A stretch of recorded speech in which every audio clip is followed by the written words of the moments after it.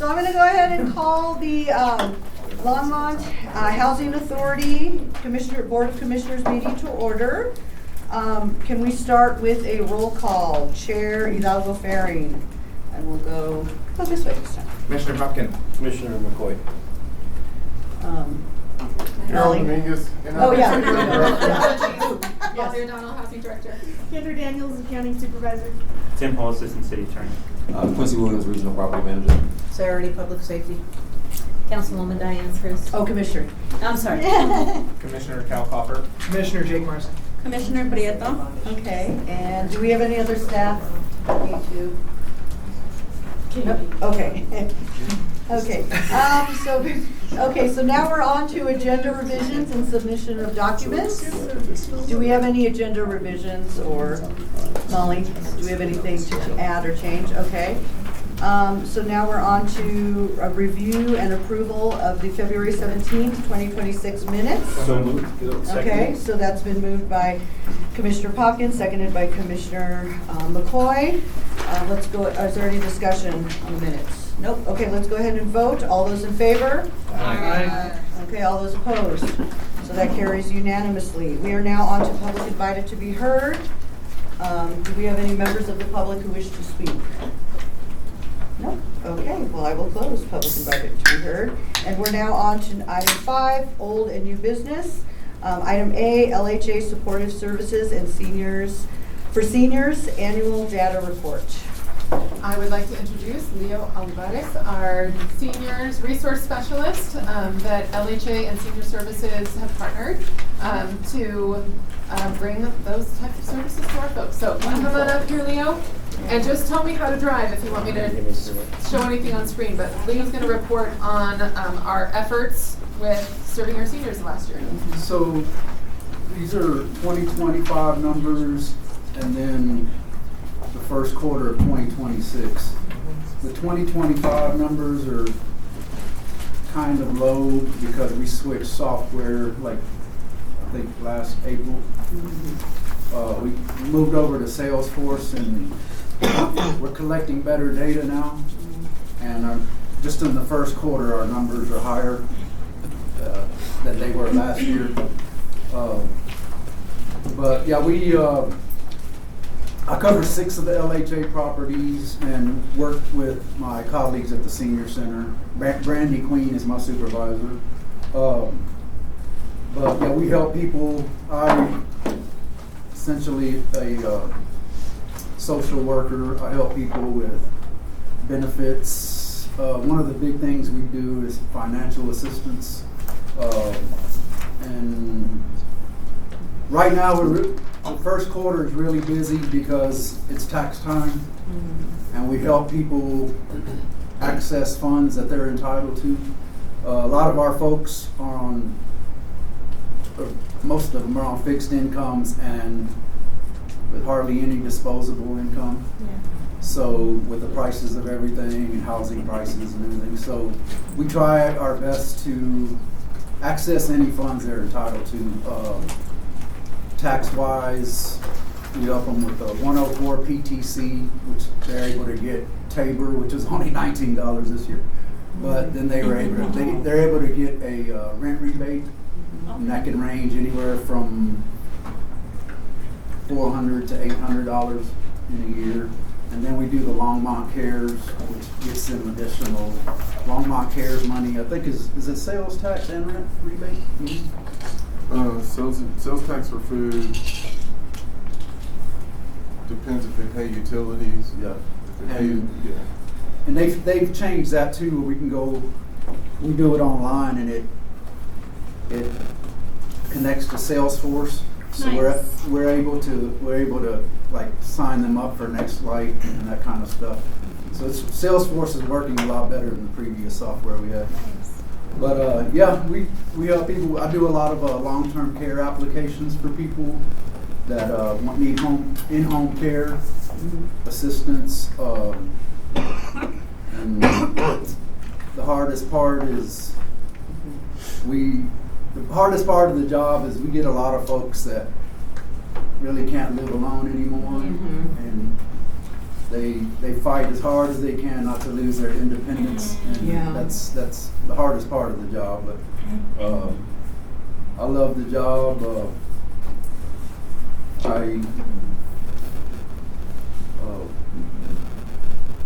if anyone has any questions? The 20, you can just scroll up to the last, the last one. Working on it. What's your favorite part of the job? I just like the people working with the seniors. Yeah, I worked with homeless folks before I came here for 13 years. Well, So it's a totally different dynamic. It's, but I just like helping people, and it's most of the time they're very appreciative, and just gives them a better quality of life for the things we do. So yeah, And I can comment and say as well, the residents really appreciate Leo and their services. They constantly come to us and let them know that without them, it could be a struggle in a lot of ways, but they help mitigate that issue. So kudos to you and what you guys do. and financial assistance wise, some folks have emergencies sometimes and then can't make rent the following month. We're able to help them with rent if something like that happens. Just different scenarios. Our big one is dental, vision, and hearing. We do hearing aids, glasses, all the time. So, yeah. So LHA pays the city for Leo's position to make sure that we have access to these services for LHA seniors. wow. Okay. That's how that partnership comes together. Scroll to that up. Hey Leo, and the types of cases, so with a different hat, I serve on the Senior Citizens Advisory Board, and we talk, that board talks a lot about transportation, nutrition issues, though I'm seeing like financial significant, like the highest number here. And could you talk a little bit more about the types of like without getting too personal, can you talk about like the types of financial support that is most appreciated? I presume that is like, is that financial literacy types of navigating certain financial applications? Yeah, well, we have someone at the senior center that helps people with budgets and things like that. Sometimes folks just don't budget well, but we have money management people at the senior center, so it includes that. But most financial is helping people with the grant money we have access to. And like I said, we can do, someone might need hearing aids, like some folks. So it's actual financial Yes. assistance. Direct Yes. financial It's assistance. Grant money, for one example, I helped a lady that fell down. She knocked out all her front teeth, needed dentures. Her medical didn't cover much, so she owed $6,000. So I used 5 different grants to fund that. Yeah. So, yeah. Cool, no, thanks for that clarity. And then, like I said, it can be, there are certain things we don't help with. We don't help with medical bills. Sure. We don't help with car repairs. But like I said, if their car broke down, and this happens occasionally, and they had to pay $500 or whatever and can't make rent, we'll help them with rent the next Yeah, month. So that's they can financial. open up Thanks, funds. There you go. So I think we'll be inviting senior services to come and give an annual report once a year. And using their new fancy, super effective data management system that can show us, is this All the way right to one? bottom, all the way to This one? no, the last. Ah, Yeah, that yes. one. Yes, it's very small. So yeah, this is what Salesforce is capturing. Like, it's just much better than what we used before, and it captures. I mean, it doesn't get into detail. Like, I help someone pay their rent, that kind of thing. Yep. But it's measuring, like, by far, financial assistance and paperwork assistance are the most Wow. that we help people with. So it kind of tells you that folks struggle to make it, so they need that little extra help when they can't, pay for certain things. So we're a safety blanket in that regard. Yeah. Thank you so much, first of all, for the work that you're doing. I think it's really important. I have 2 questions for you.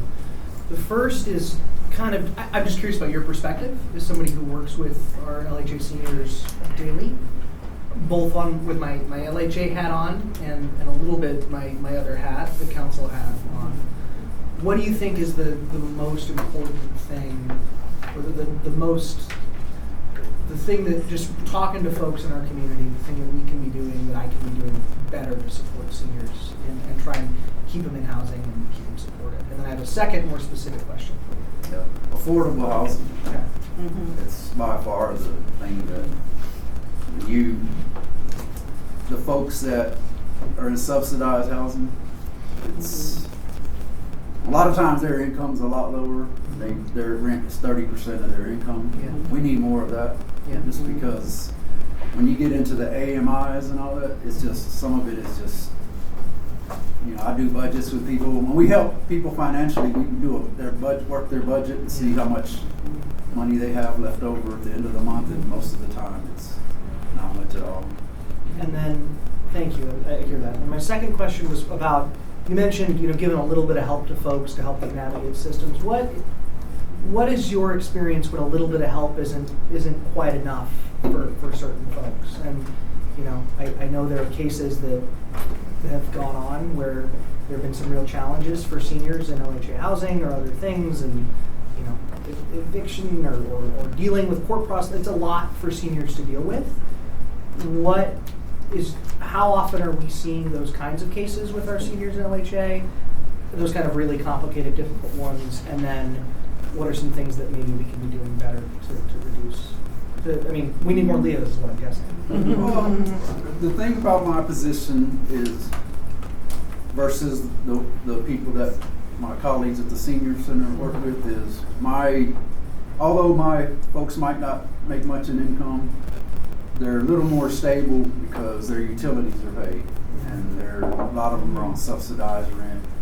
Some of the folks that live out might live in a duplex or something like that. It's a lot different.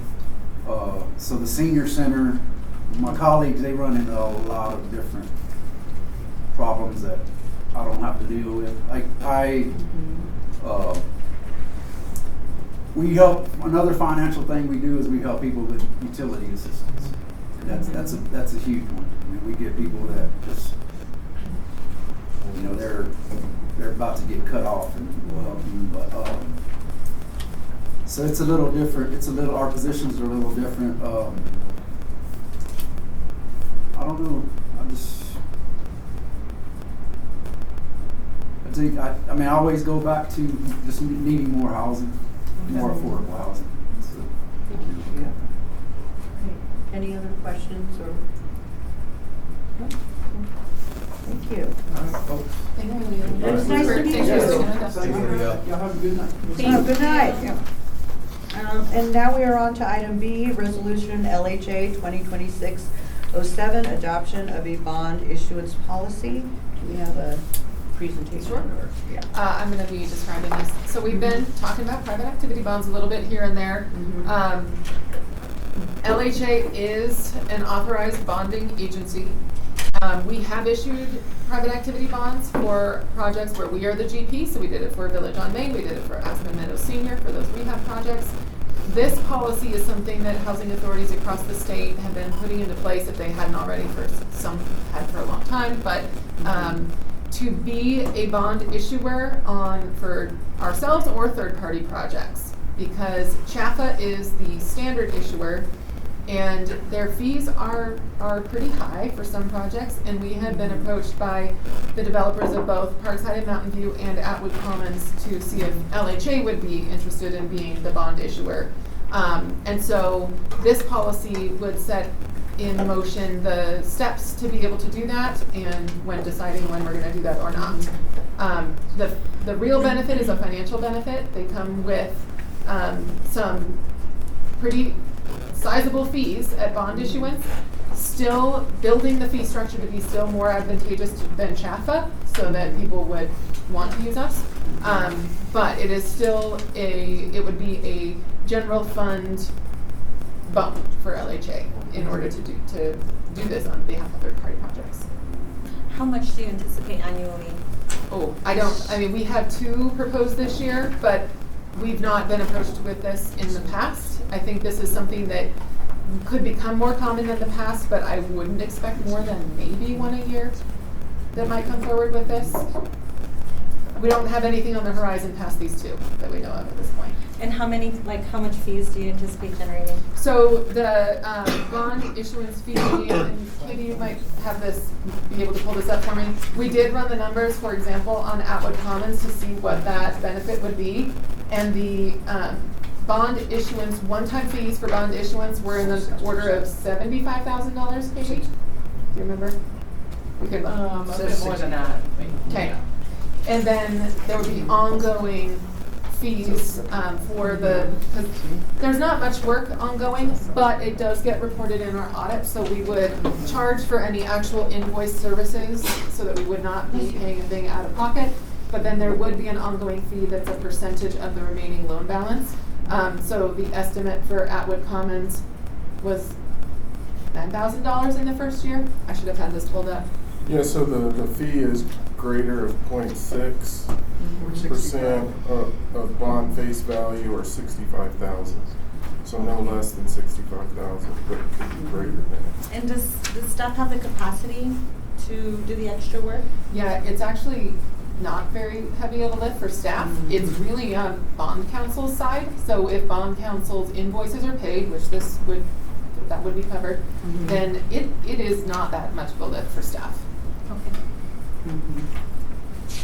To the question about ongoing, it's on applied for project basis, so it wouldn't be like every year you could count on it. It would be, hopefully there might be one per year, or there might be years where there's two, and there might be years that there's none. So I think, but when it does come in, it's a helpful. Yeah. Okay. Okay, do we have any other questions, comments? I move a resolution. No. Did you have, okay, No. go ahead. Resolution LHA 2026-07. Second. Okay, so the motion has been made to accept the resolution, LHA 2026-7, and made by Commissioner McCoy and seconded by Commissioner Marcy. Do we have any, okay, let's go ahead and vote. All those in favor? Aye. All those opposed? So that carries unanimously. We are now on to item 5C, private equity bond allocation modification issuance. So this is a follow-on item to that bond policy. LHA has supported the Parkside and Mountain View project in the past by helping it apply for statewide balance of private activity bonds. They are preparing for a closing later in the third quarter, and they would like LHA to issue those bonds. The way this resolution is written, it's actually flexible that we could either issue or support the issuance, but this would be accepting the assignment from the 2024 city allocation that was awarded to Parkside and Mountain View, and then supporting the bond issuance for them. There is one element of this that it is built. This resolution is built to be flexible to cover a range of needs of the project. The Parkside and Mountain View project needed more private activity bonds than it had in hand. And they went and worked with the Atwood Commons developer to come to a mutually beneficial solution that covered the gaps for both projects without affecting LHA or the city. And so they are proposing to split the 2025 city private activity bond allocation that was awarded by council to Atwood Commons. And then because Parkside and Mountain View is not eligible for CHAFA to top off that bond need, but Atwood is. So this is something that would actually come to council to confirm that change. The way this resolution is written is to cover a range of options depending on what council decides. But it is in this order because they need this resolution to apply for their tax credits next month. Okay. So, interesting situation, but what I appreciate is developers working in partnership to solve each other's gap financing issues without, we have to support them in doing so if that's the case, but we don't have to change anything or pay for anything regarding it. So just so you know, if you see Atwood referenced in that is what that's In the Parkside Mountain View. Yes. Okay.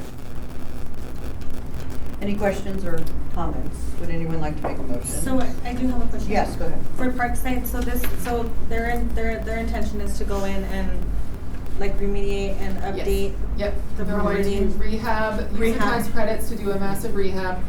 And they've already signed a new HAP contract to guarantee those voucher rents for the next 20 years. And so that's how this is all supported. So the bond proceeds would go into the rehab. And so can I have a motion to approve resolution LHA 2026-08? So moved. Second. So that's been made by Commissioner Kolkoffer, seconded by Commissioner McCoy.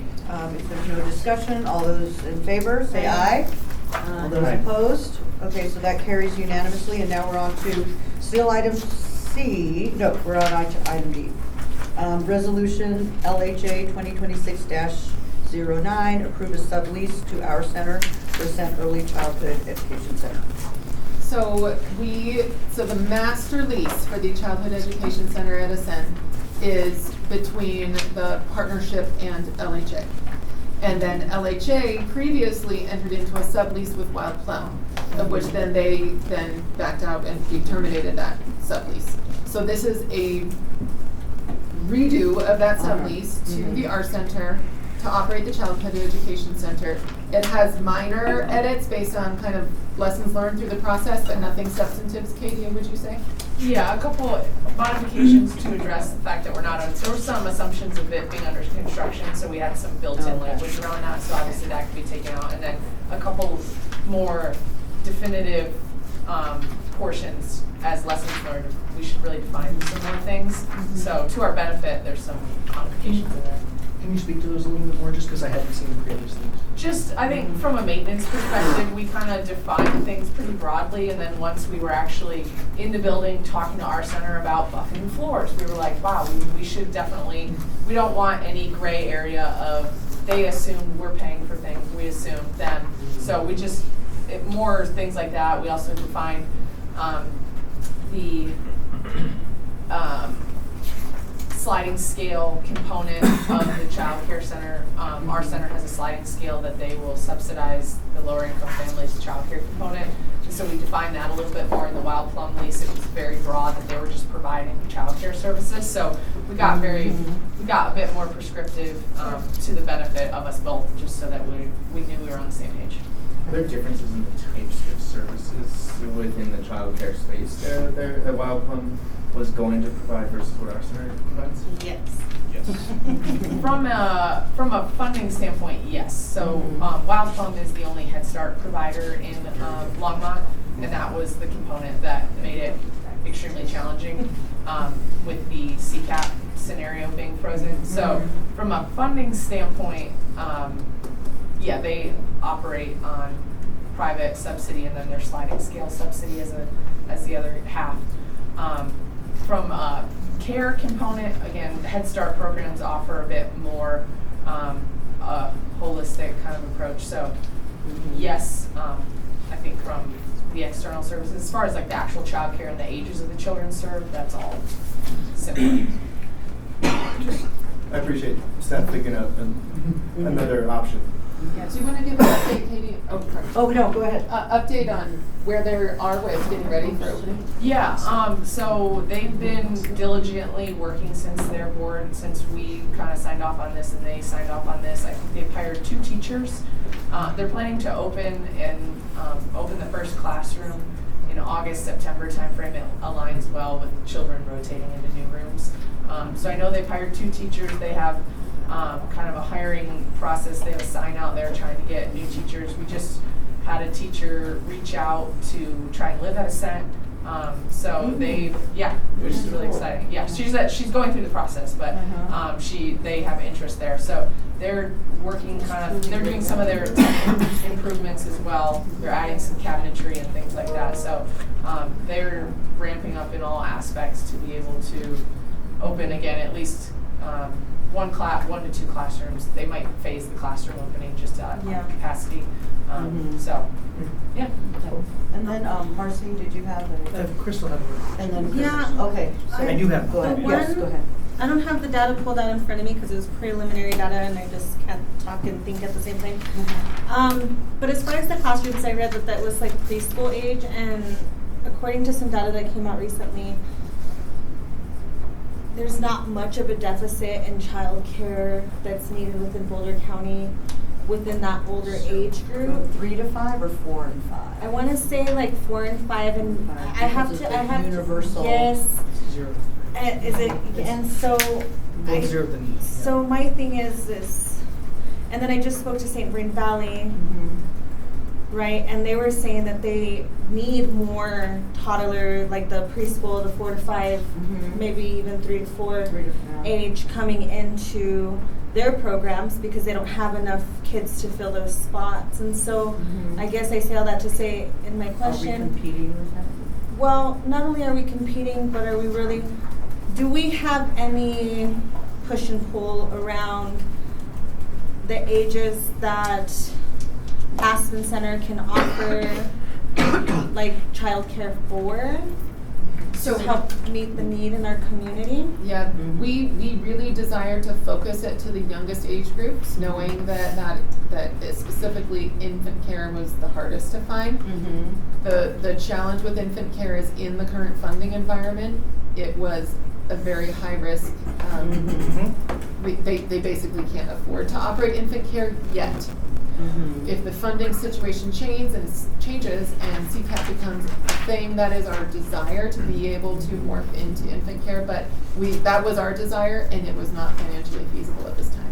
For For infant care, for the center. So The rooms will, so as I assume you all might know, the rooms are in childcare licensing very prescriptive of like this room is for toddlers, this is how big it has to be, this is how much carpet you can have, it's a whole world I never knew existed that now I do. And so the rooms were designed with an infant room, a toddler room, and a pre-K room. The pre-K room is upstairs, and that had to exist for fire code reasons. But so those are how the rooms are designed, square footage and numbers wise. Again, we were converted the infant room to a toddler room, which again I think at 16 months is the age they'll start accepting kids at this center. Don't quote me on that, but it's around that time frame. Or 18 months perhaps, but so we may have an ability in the future to convert that one room back to a baby room, but outside of that kind of 3-tiered structure, the rooms are kind of designed for without significant improvement on our center side and adjustments on our center side, which they could do. The rooms are kind of defined in that manner. And the ratio from teacher to child is so low for infants. You know, And I have my own that was daycare. driving the operating expense issue Yeah. where they couldn't pencil it financially. So, question from me. I mean, I'm looking through the lease. Is there? I don't see anything in the lease triggering language necessarily that says, "Hey, should this funding form? Should the math here get better for us to address community need? We theoretically look like, yeah, we can have the conversation with the Hour Center, but and that's great. And I think they'd be open to that conversation if the numbers were better. But I also know, both advocating a lot in this space and having 3 kids in this space, that 2.25, that the ability for once programs are established for them to make switches like that is extremely difficult, extremely expensive, and extremely slow. I would be very doubtful unless we were to say as an authority, hey, if the funding situation becomes significantly different, we would like to see you move in this direction as part of our lease term. Now, I don't know how extraordinary that would be. What I do know is that there is a conversation going on at the county level for a ballot measure that would fundamentally change the math. That would unfreeze CCAP, that if it were to pass would create about $30 million overall in dedicated funding. That's public, it's starting to be talked about. So I guess, look, from my perspective, I am way happier to see classrooms than to not see classrooms. So I guess, but I would have, and maybe I have 2 questions, maybe what this is. Can staff, just for everybody at the table, if they aren't as familiar as I am with why Wild Plum, made the choice to back away. Can staff, from their perspective, share their thoughts on that? And then second, is there any way we can have some assurances from an LHA community perspective that, you know, we're going to meet community need here? Because 16 months and above is not like, yes, there's need, but the real need is, and admittedly, it's the more expensive, harder to deal with, harder to navigate spaces. Yeah. So what are our options, if any, in terms of the lease terms? And if there are none, I'd like to do that as well. So I guess it's kind of, what happened with Wild Plum, what can we do in the event that funding is better? Can we put anything in the contract? Yeah, can we put anything in lease terms? So regards to Wild Plum and our center have faced a similar challenge, which is a funding gap. The numbers were not significantly different from each other. The difference was the program ramping up that Wild Plum Center would have to do the sliding scale model, which was the only model that was economically feasible at this time. That is not a model that they have operated in the past. And so they were running numbers to see if we were going to change this business model, what would it look like, what would it take? And what they felt comfortable was if there is a way to secure between you as in LHA city or outside sources, secure 10 years worth of operating funds, that was their comfort level. 10 years of operating funds was $2.5 million. It was going to be extraordinarily difficult to come by a funder that would serve for commit to 10 years. It was insurmountable. Right. And we would have had to figure that out in about a 4 to 6 month period because we have a Colorado Health Foundation grant that has timing of when the center needs to open, and so them creating an entirely new business model with a brand new executive director, not brand new, but relatively new, executive director, brand new business model, adjusting making sure it aligns with their values, and also getting comfortable with the financial risk led them to decide that they were not in a position to take this on.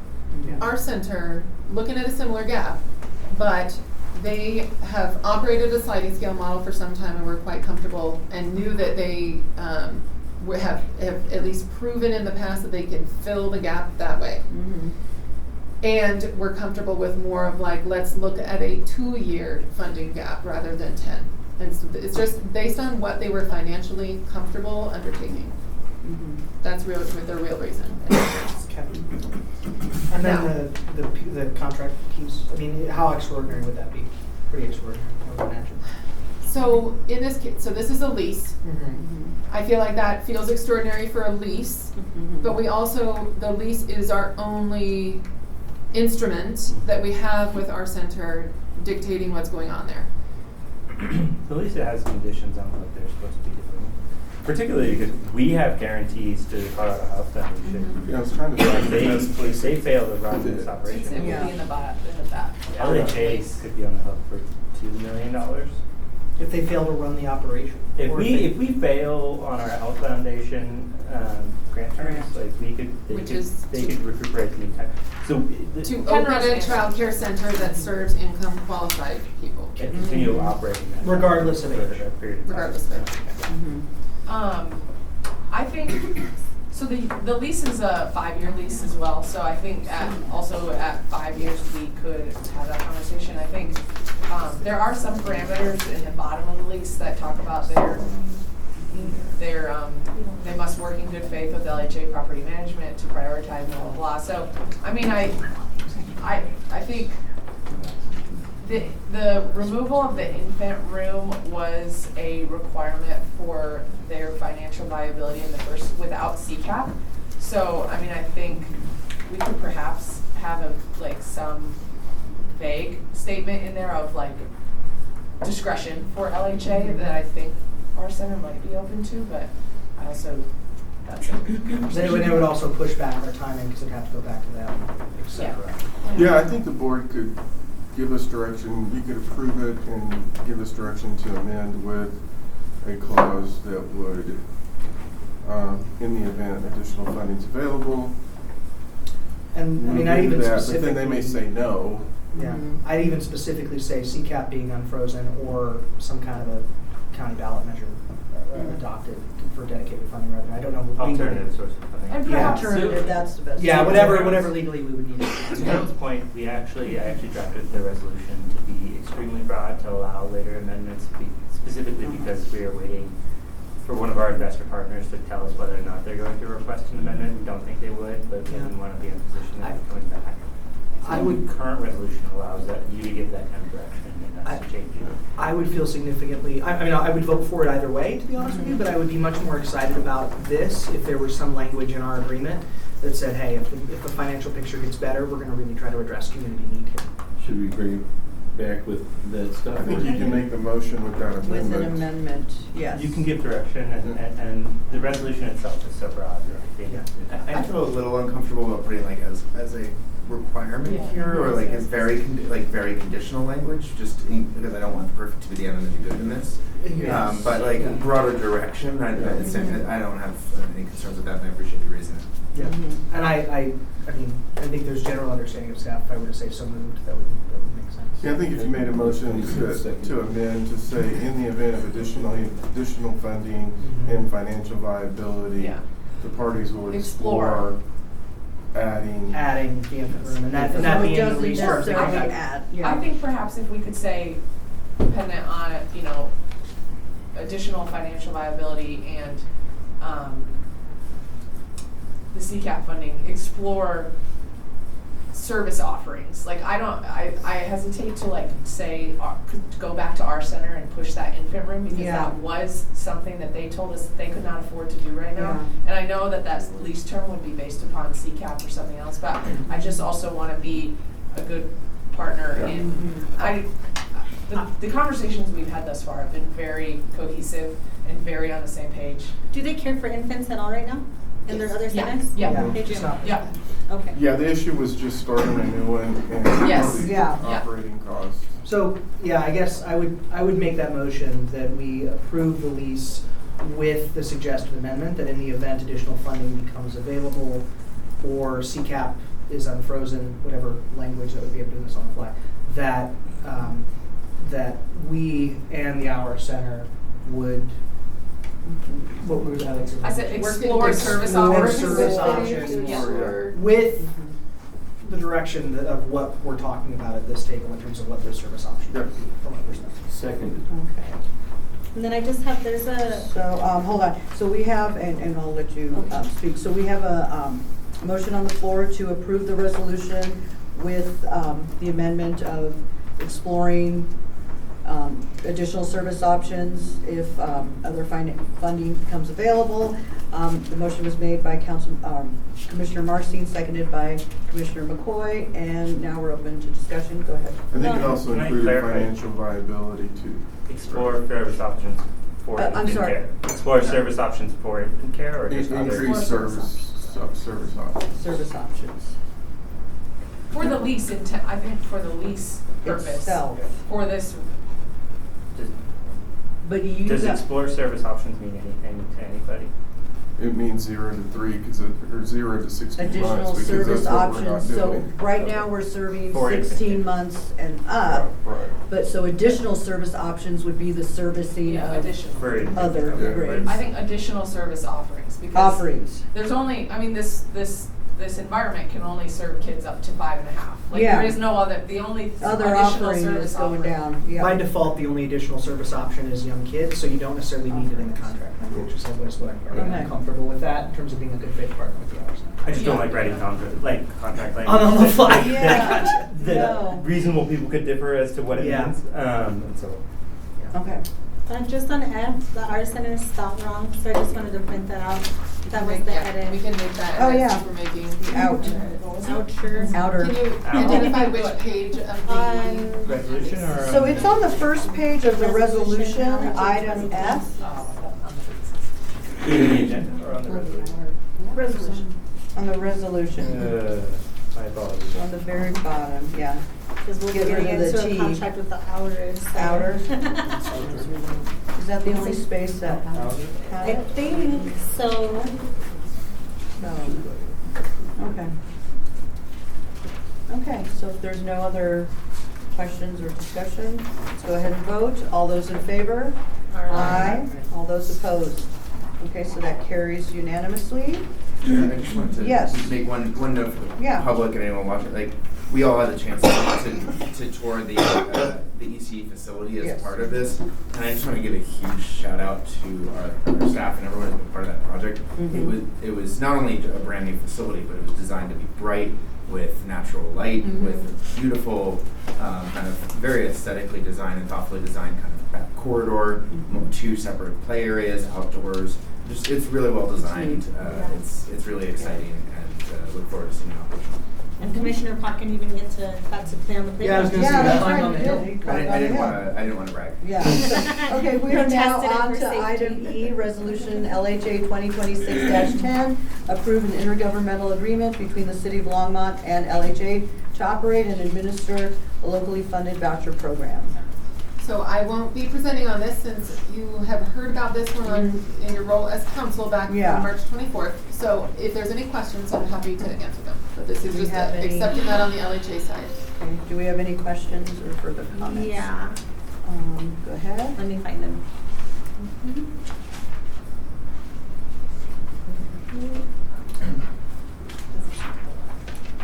Let me just make sure this is the So right. it is 2026-10.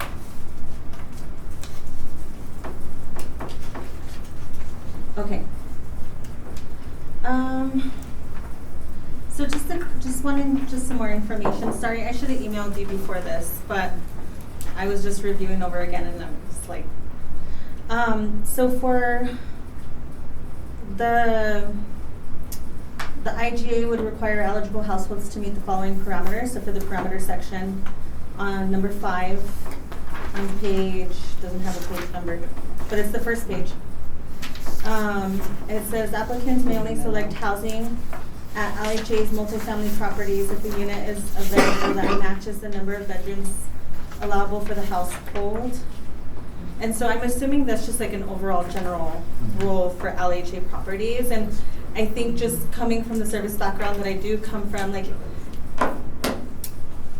I understand the reason for that. It's probably more cost effective. And the revenue comes back into LHA, correct? Yeah.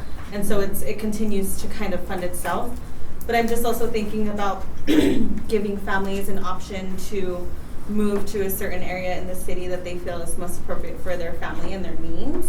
And so that's just like a concern I came up with. Like, could we have, and maybe this is not an appropriate place to talk about this, but could there be like an opt-in or opt-out consideration that a family could make in the event that maybe they had a special needs kid who needed to be closer to this school and could only get transportation via the school district if they lived in this area? Like, is there any considerations that LHA makes on that front when determining if a family has to move into an available LHA property, which they may not always have the choice as far as area?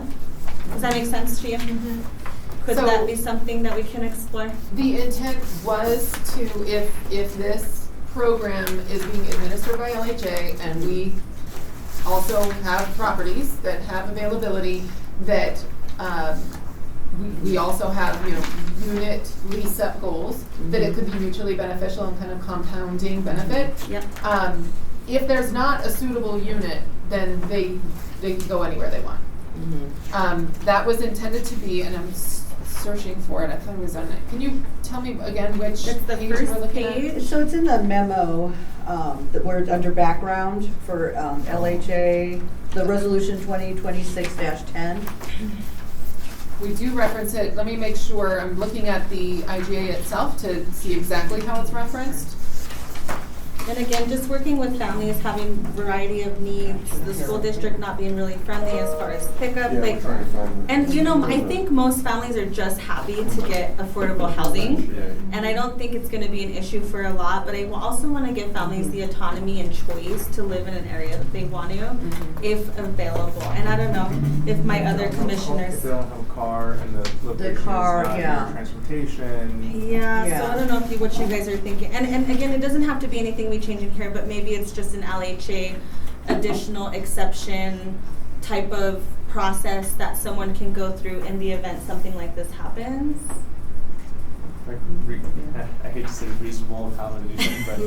I mean, we do build in reasonable accommodations in this for Yeah. exceptions to the policy. And you guys would know more than I do as far as how that looks. Or even if it even is brought up amongst tenants coming in. I think the unintended consequence is that if it's too open and they can take any location, then that could inadvertently reduce the number of people that you can help. Because Yeah. if the rental cost is, so let's say it's a 60% AMI unit at Yeah, I get a it. cent, and I don't know the numbers. I'm just thinking that could be something we could show us. And again, we wouldn't advertise it, Yeah. but I think if there's a parent who comes in who knows what they need and knows what they want, that they can request that accommodation. It can be reviewed by a board or maybe our board. Just something to throw out there. Is there a I'm process? still looking for Yeah. it in the IGA Okay. because I wanted to see if it's a preference thing or a requirement thing. Well, we're looking Are at you the- looking at in the contract. contract itself? Okay. Did you find it in the contract itself? I probably did, but I didn't mark it. I didn't highlight Okay. it. Reserve use. But while you look, I can ask my other question. Or Yeah, I don't think it's in there. It's in the. Oh, wait. That's where I was thinking it was, but I'm struggling to find it. I'll tell you Oh, something. there it Check is. the laws. Is it on the last page or? Assignments of administrations. It should be like in the beginning when you're signing a contract with them.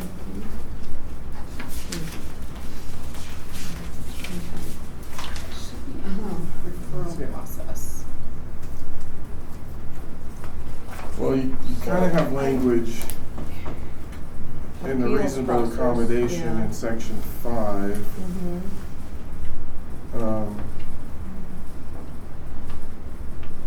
I just Oh, wanted like yeah, on page 10. Okay. Considerations, circumstances, reasonable accommodations. Okay. So, But they don't have, like, it's like, okay.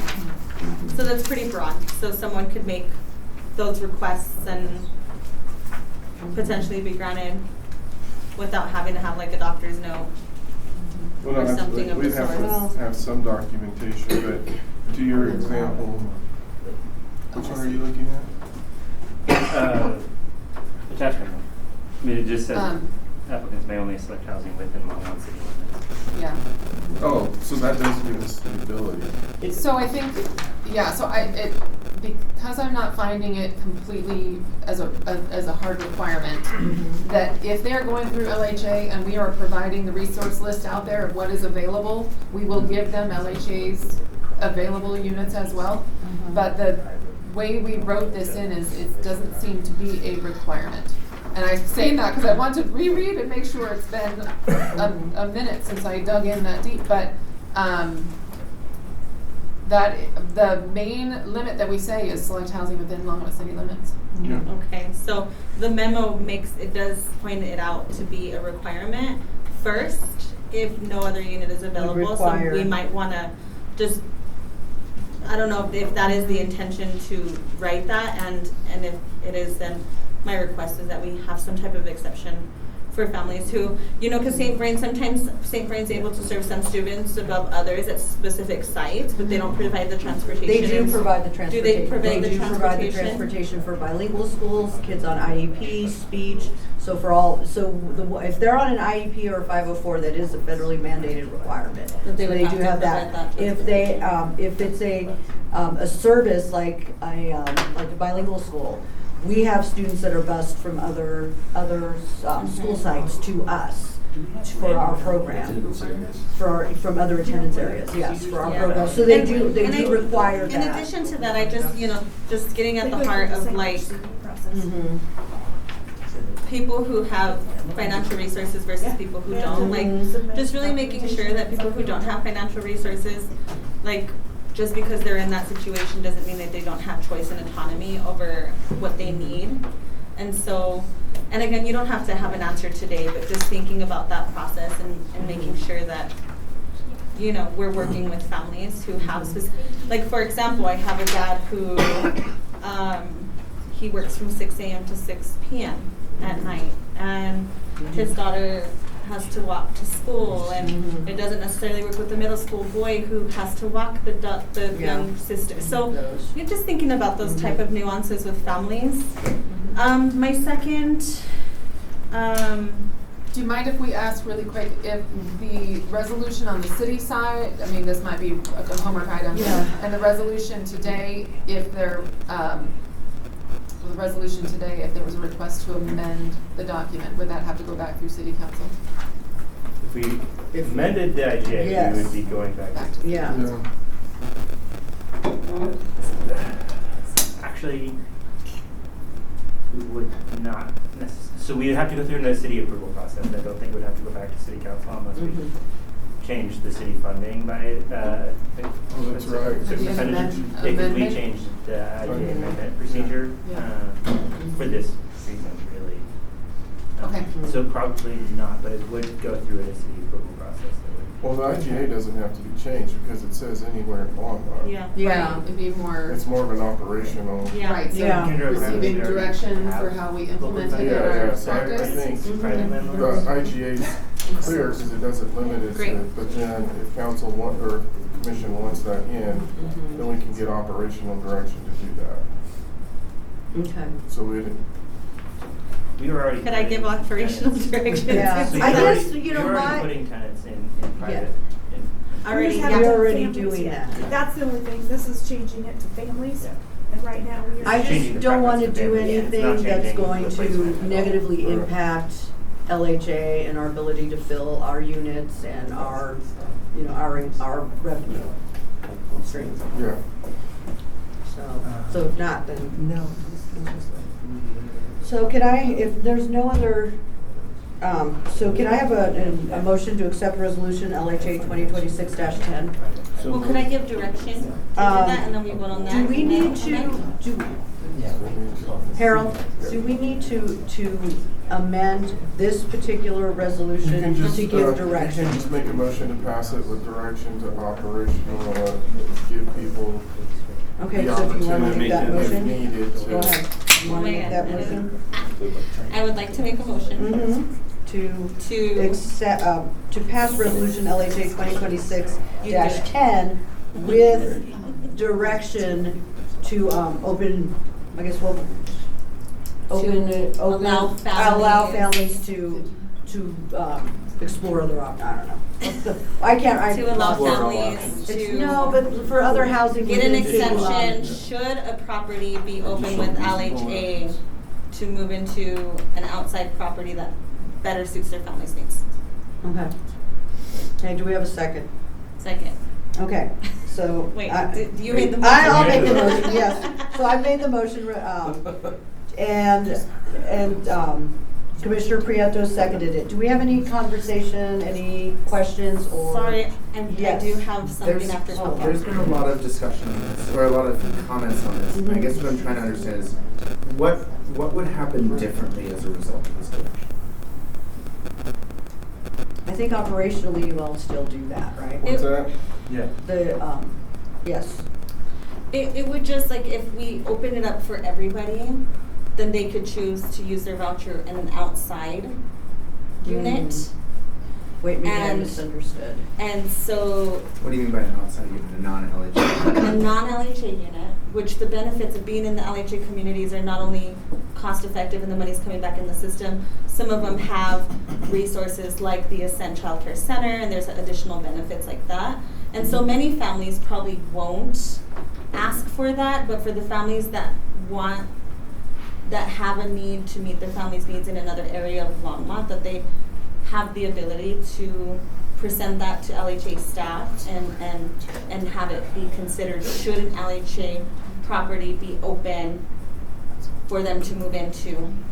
Because right now direction is. Sorry, if- now I'm more confused. Yeah. Are we allowing families to, I thought originally your intent was to allow them to use the voucher at non-LHA properties. Yes. Yes. But now So- you're saying if they found something that within LHA. So right they- now, if I got a voucher Sure. and there was a bedroom, a 3-bedroom at Ascent that was available for me to Which is an rent, LHA property. which is an LHA property, I would have to go there first before I could go according to what the memo The memo, was saying, Yeah. is what I understood, is I would have to opt in, I would have to go to that property first before I could choose any other property in Longmont. Any But- other but- LHA property? No, any property, because the voucher, I could carry it over. Housing choice So it vouchers would you can look- take with you. So it would Correct. look So I'm like, just making sure that this. Yeah, it this looked like an is- HCV. it would look like a preference for LHA properties Uh-huh. if available and appropriate. Mhm. And if not, then. Then section 8, whatever. It's like the HCV vouchers at that point. Yeah, to landlords with a HAB contract. And so the change that you're proposing is that this, or the direction you're offering is that this would make it more flexible to use that if the Okay. LHA property is not serving someone's needs. Yes, thank you. Is that staff's understanding as well? Yes. Yes. The only thing I'm confused about is in the IGA, it doesn't have that stipulation. It's only Yeah, applicants it's only may in the memo. select housing within city. Right. Yes. So there was an intent to put an LHA property preference in there. Mm-hmm. But preference So- doesn't mean requirement. Right. Yeah. And so the memo was, Harsh. forget the memo then. Yeah, 'cause we're not voting on the memo. Yeah. That's me, that Yeah. was me. But if the baseline IGA just says within city limits, there was an intent to bring forward a preference to look at LHA properties first for that co-benefits. Mm-hmm. But the direction sounds like, for operational direction is LHA properties as a preference when available and appropriate or else open, which does not run afoul of the IGA. Okay. So it's not having to. That's No, fine. no, And no, if the result of fine. this discussion is that like we have a clear understanding because there was a discrepancy in the memo, I think we're in a better place. Yeah. And so I just want to make sure that if we're changing something directionally, we're crystal clear on what that is, pardon the pun. If we are not changing it, Mhm. or if that's not necessary because there's that flexibility already, that we're not being redundant with our direction to the point that it might confuse folks. So maybe. Now I'm confused. just I've saying. never said it is redundant. Yeah. I'm reading it, I'm hearing it as redundant once I we am got too. clear on what we were talking about. Yeah. Yes. But that's also my intent, my So- intention here was from this discussion was to make sure we're not missing something of your intent. No. Is it so we're good. They know what I Okay, mean. we're good. Okay, so we're good. So, yes. Now, not to Don't do it. Don't do it. Let's do it, let's do it. Now, I just want everyone to be aware, the amount that we're paying is capped at $1,500. So it doesn't necessarily Yeah, they don't necessarily. It matches the. what I was thinking is oh, it's costing more money. It doesn't. So they may want to go to, A home with a yard or something. Yeah. but they're only getting $1,500, That's fine. which means that we're not, if they want to do that, we're not going to pay $2,000. No. For them to rent that But only space, getting it's on them, $1,500. yeah. Okay, perfect. So, And Okay. then another question I had was, the 1 year requirement that a family have to live in Longmont. So many times homeless families end up bouncing around elsewhere because they can get a hotel in Boulder through EPA versus yada yada.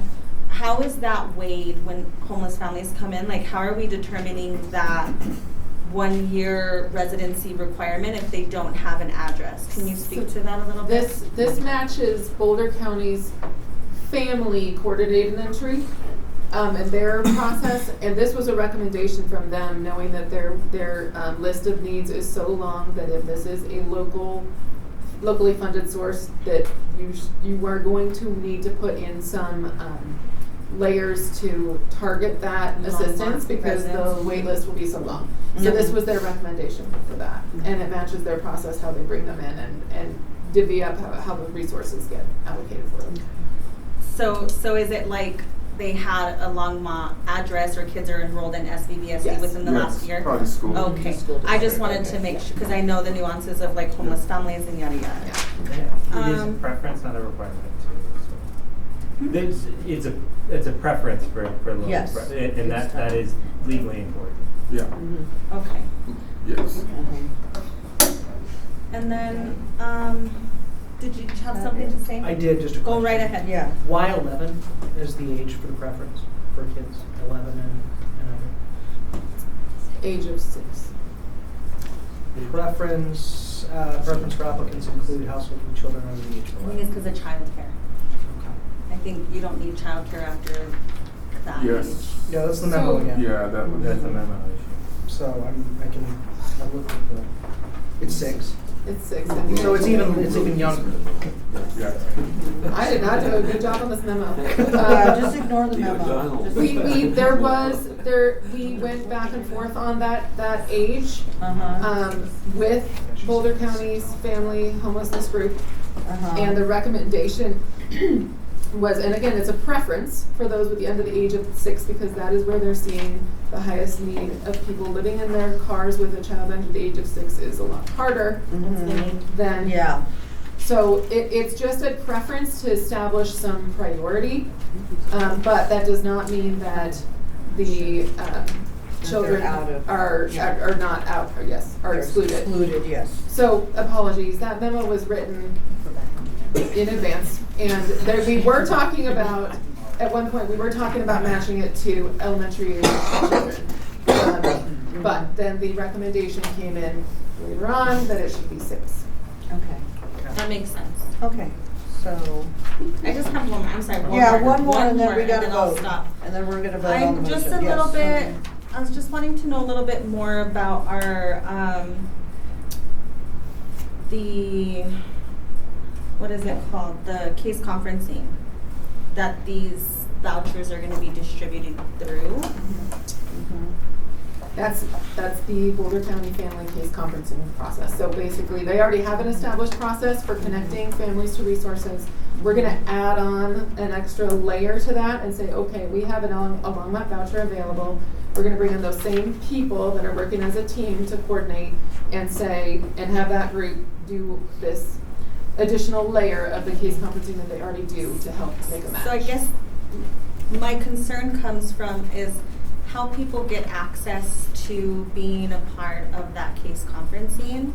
And it's been my observation working within this field for quite a while that people don't often get connected to the right referrals and resources to end up on that table and be considered for that voucher. So where in the Longmont system can a family say, I'm homeless, and start getting connected? We do that through our homelessness group here, so Alberto and Christina. Whenever we have somebody that comes to the city, we make sure that that group helps connect them to the Boulder County or any of the local Longmont resources that are available as well. Okay. So we Okay. do No, I have got that. to see that process We're with not students. dependent on just them. If they come to us, then we do a handoff to Yeah. ensure that they're in that system. Thank you, because Yeah.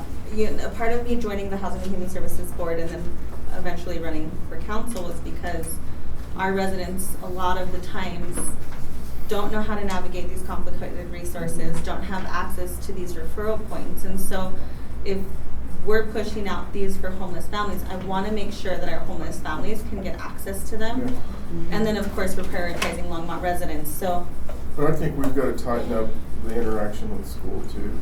Yeah. which Because that can come through our That's where work. we see a lot, or honestly, I intake a lot because people will call me. Yes. And I think it's really tightening And that's that what's up happened to with your me, point. is they contact me, but then I'm able to see, how the process done.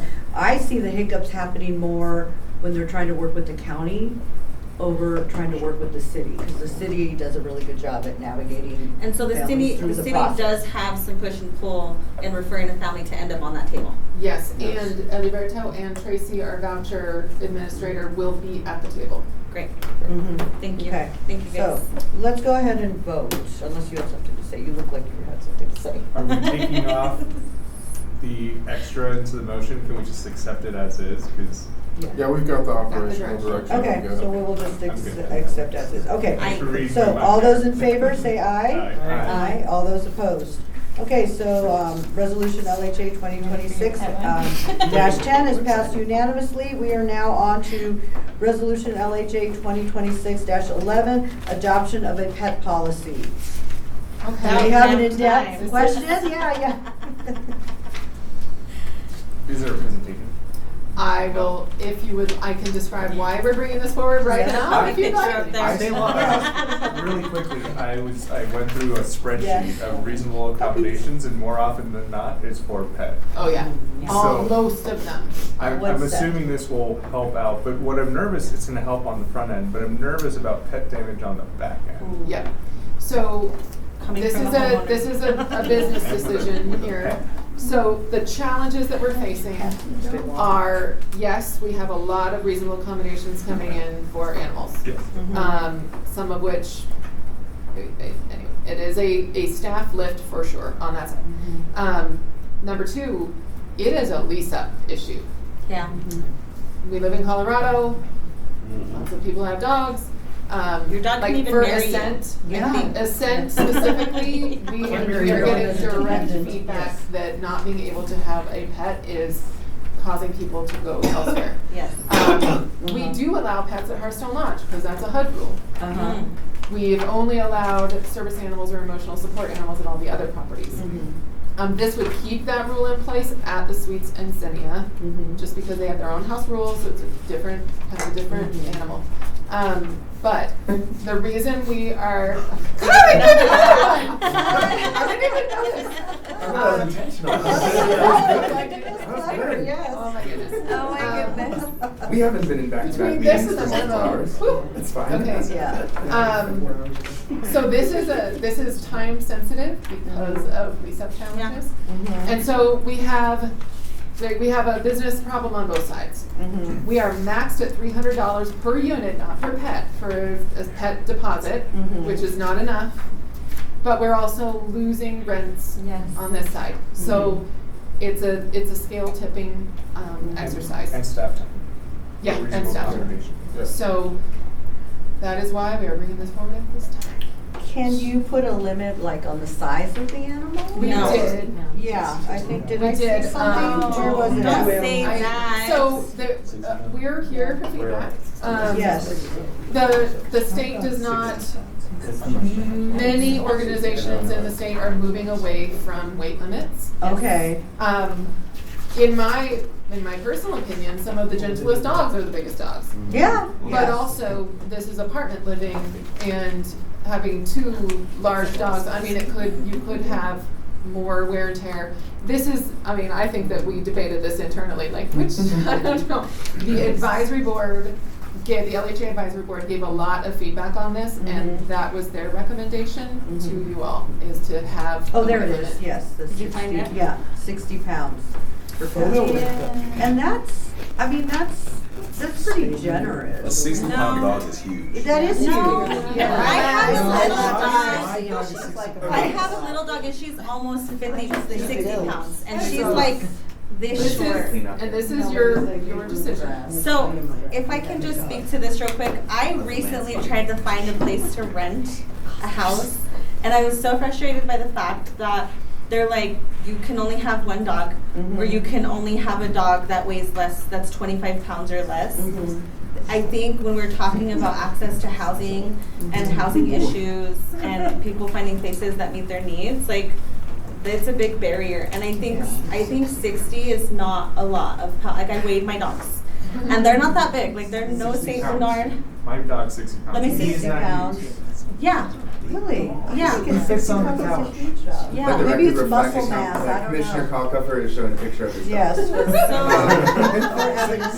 And kids. so if we're gonna put a weight limit, and the intention is like big dogs, then we go with the weight limit of a big dog, and I think 60 is not that weight limit. I would just be happy not to see a limit, but again, you're right, like it is apartment living, this is It's not a house. apartment living, yeah. And so, but 60 is too low, Yes. do 80. No, I was saying a lab can get up to 100. No, I thought you Wow. were saying an average weight between the two. No, No, I mean, Yeah. they can though, yeah. My lab is 75, and he is a very gentle, non-disruptive Yeah. boy. My lab's 100. You said you want to actually go around and weigh these No. animals? Wow. Or are we Well, kind of guessing that that's close? Yeah. I don't think we'll put it on a scale. Okay.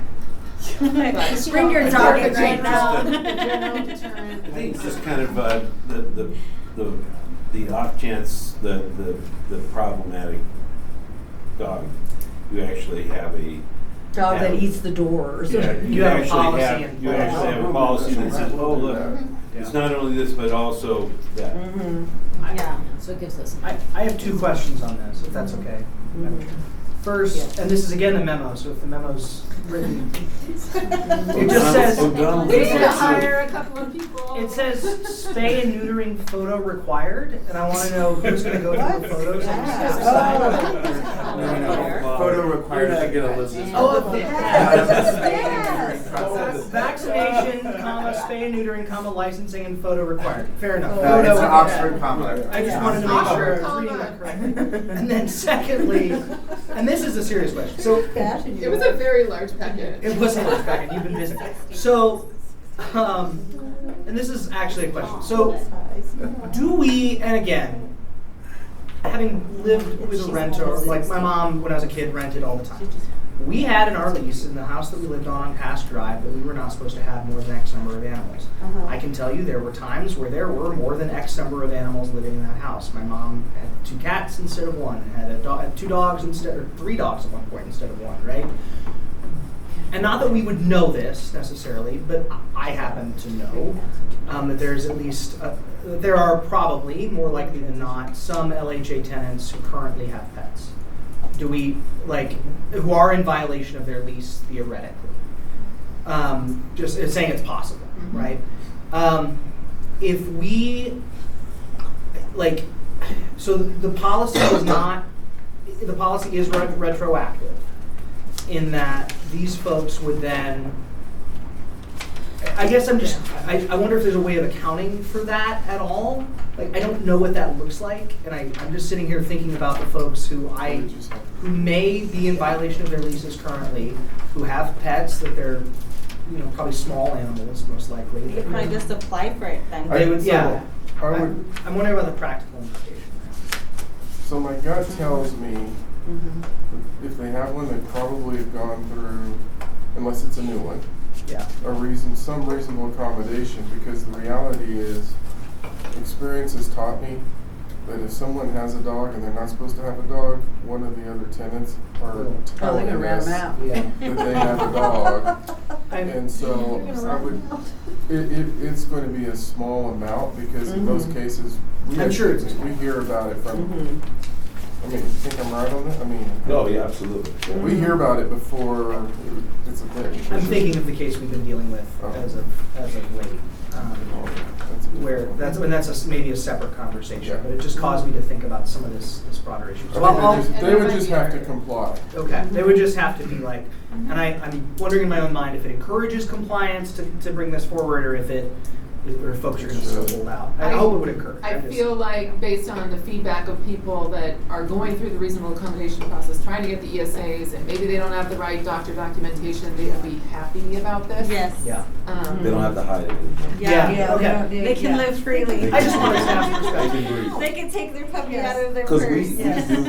we do inspections very often. Do you? We do Okay. inspections very So we often, would so probably- we would they wouldn't be probably- able to go 2 months without us knowing. Do you guys go, is this dog hair? Just thinking about my mom hiding cats in the closet. Okay. Commissioner Popkins, Resolution hold on, we have one more. 2026-11. We have one more. Sorry, So, Commissioner Chris, I actually have And a then serious we- question on this. I'm curious if the advisory board had any feedback on the refundable deposit. Because I do look at that, and I, for a lot of people, a $300 refundable deposit may seem like a non-issue. For people who are participating in LHA properties, it might be, even if it's refundable at the end of their term. And so I was just curious how that was. The advisory board. I understand the need to compensate, to manage Right. for Well, damage I as mean, well. the damages most likely will be more than $300 if there's damages. But the advisory board advised get the max you possibly can under state law, which was $300. I think part of that is because we do have some people on the advisory board that have much more experience with this than we do. And they were pretty specific to say that it's probably more common than not that your damages actually exceed the deposit. Sure. So I guess where I went with this is because we're allowing up to 2 pets per unit. I don't want to distinguish between dogs and cats, but I was wondering if we could make it tiered just linear, so 150 refundable deposit if you have one pet, and 300 if you have two. Just so that there's a little bit of a lower upfront potential barrier if someone is interested in or has a pet, and we do it commensurate with the number of pets. I think the risk for damage is about the same whether you have one pet One pet or or two two pets. pets. Because it's the same amount of damage if like the pet's not trained or something. I appreciate your experience on that. I don't know if that's the case, and I'm wary of setting policy based on that assumption. And I do see the financial barrier potentially of someone who says, "Hey, I'm only bringing one pet. Why am I paying the same amount as two?" We could get into do cats or dogs cause more damage on average, and there probably are studies on that. And if that's the direction we would rather go and say, cats are 150 and dogs are 300, I'm open I to would say cat urine is the most destructive. Oh, that's what I was gonna say. Yeah. People It doesn't perceive go things. away. So I didn't want to get into which animals behave worse or better, Yeah. and training matters too.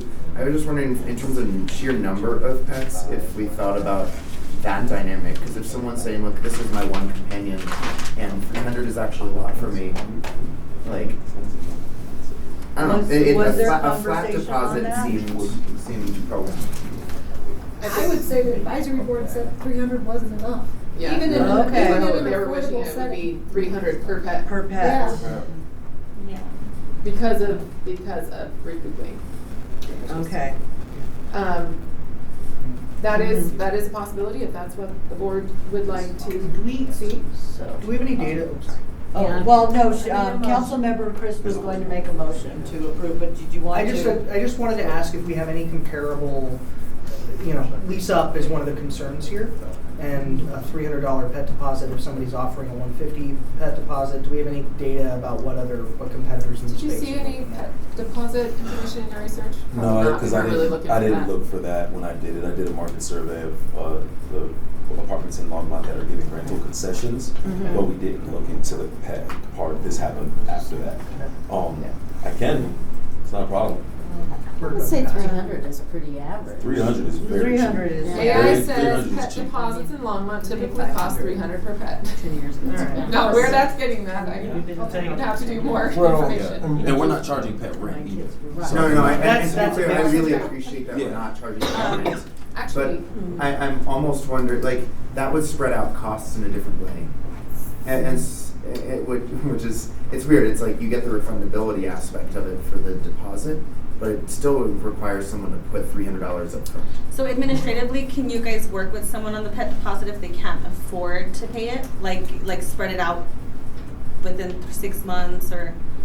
I mean, we could, but that could potentially put somebody in a financial burden as well. When you do that, you put something like that on the back burner, and then Then they can't. Or give Yeah. them time to it pay it? could turn into, it can't look like pet rent, for sure. or else it'll No. impact their max, their vouchers or max rents. Oh, okay. So Parkway Flats is $300 plus 35 per month pet rent. Vivo, Sane, Iron Horse, 300 plus 35 pet rent plus 58 one-time fee. Alpine Prairie Village. So what we have that they do not Comparable. have is we do not do pet rent. We cannot do pet rent. So there is an ongoing cost benefit. Fantastic. Okay. yeah, just on the damage with dollars. I'd like- Yes, go for it, go for it. Councilmember Chris. All right, I move 2026-11. Second. Okay, so the motion has been made by Commissioner Chris to pass, I would what like is it, LHA 2026-11, seconded by Commissioner Marcin. Yes. And I would like to make an amendment to that. Can we make an amendment? I don't know. Well, Diane you said we can amend that. could. Can we amend it after it's been? I don't know. Diane told me I could. Friendly amendment? That's what Friendly we amendment. do. No. Yeah, no, I don't think so. No. You can amend the motion. So You can amend Robert's the Rules of Order motion. allows Yeah, we one or can two amend, tiers yeah. of amendments. And I think you can, I Yeah. believe you can amend the motion and you can amend the amendment, but you Yeah. can't keep going. Keep Russian going Nessie doll down, style that's or- it. I'm Okay. just concerned Good. about the weight limits. You know, Uh-huh. we do live in America. I'm just saying. I was thinking,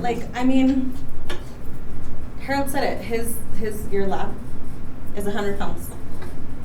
So we can say 62. 100 pounds.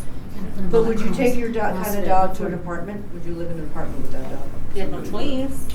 Yeah, with Raider. With what? Oh, his name's Raider. Oh, yeah. Oh, I used to have a dog named Ray. So, but I think it depends on the dog. It depends on the dog, yeah. Or could Okay. the amendment be, oh, I don't know. Just set it at 80. Set it at 80? Let's, yeah, most dogs are. 85. Ah, 85. Can we do 100? No. Can I get 100? 85. Why two puppies alone together? Yeah, I've got 8 pounds. Well, 'cause I'm like- not thrilled with the arbitrary nature of this discussion. I know.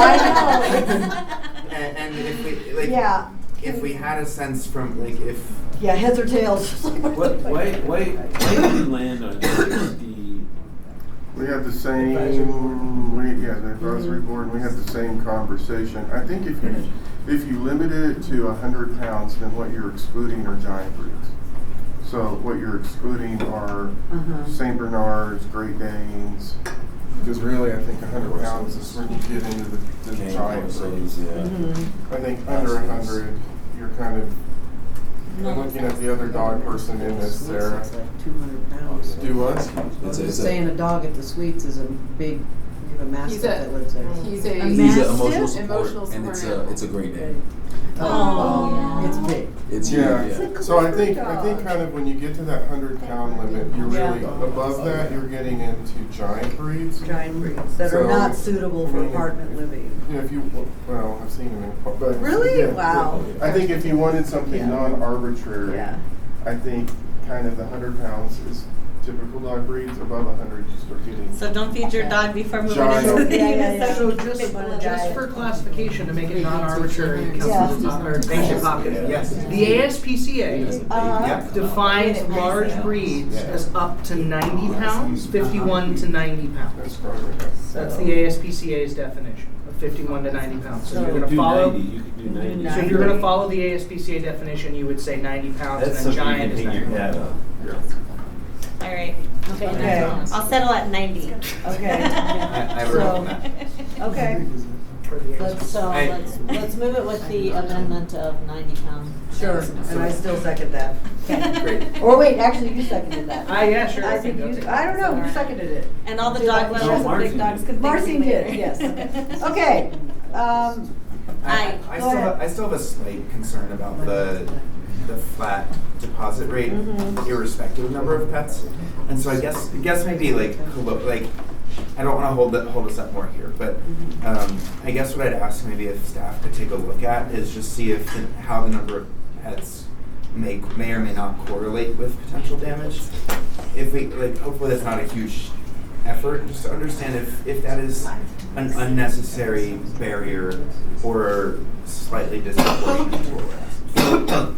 I think what we could say from practical experience right now with just single dogs that have been through the reasonable accommodation is we've seen some really, really bad situations with just a single dog. Yeah. Sure, but what that doesn't speak to is would it be worse if there were two? And probably. Yes. Depends on so that's making my point that then why are we? Because we can't charge more. We can't charge more, and 300's not enough. Sure, but I don't know. Are you going to die on this mountain, Mark? I'm not going to die on this mountain. I just think that's if our goal is to reduce barriers to housing, and our goal is to make living slightly more affordable and comfortable and palliative and enjoyable in a tough world, this is something within our control, and it's minor financially. It's a minor difference financially that we're talking about. I think we're making good progress. If next time we get the housing numbers and we're still falling short, and the reason is because the $300 pet deposit is the barrier, then I think we can revisit it. Yes, I think that's. Well, then maybe just talking about adjusting. I'm talking about separating out 1 or 2 pets. Right. And so look, it doesn't have to be 150, 300. It can be 200, 300. I'm not wedded to a 50% situation. It just, to me, it feels like if I'm bringing 2 pets in, I'm more likely to increase the damage, unintentionally perhaps, or the wear and tear. And if I'm versus a person with 1 animal. feels a little bit like a $300 upfront deposit, even if you get that money back at the end, is still $300 that you do not have at that moment when you're trying to navigate that. And we can And pays for a lot of groceries. We are talking about affordable housing. Yes. So, you have a point. That's the context of this. If people don't feel wedded to that, again, like, but $100, even $100 can make a difference for someone in terms of available cash on hand at that moment.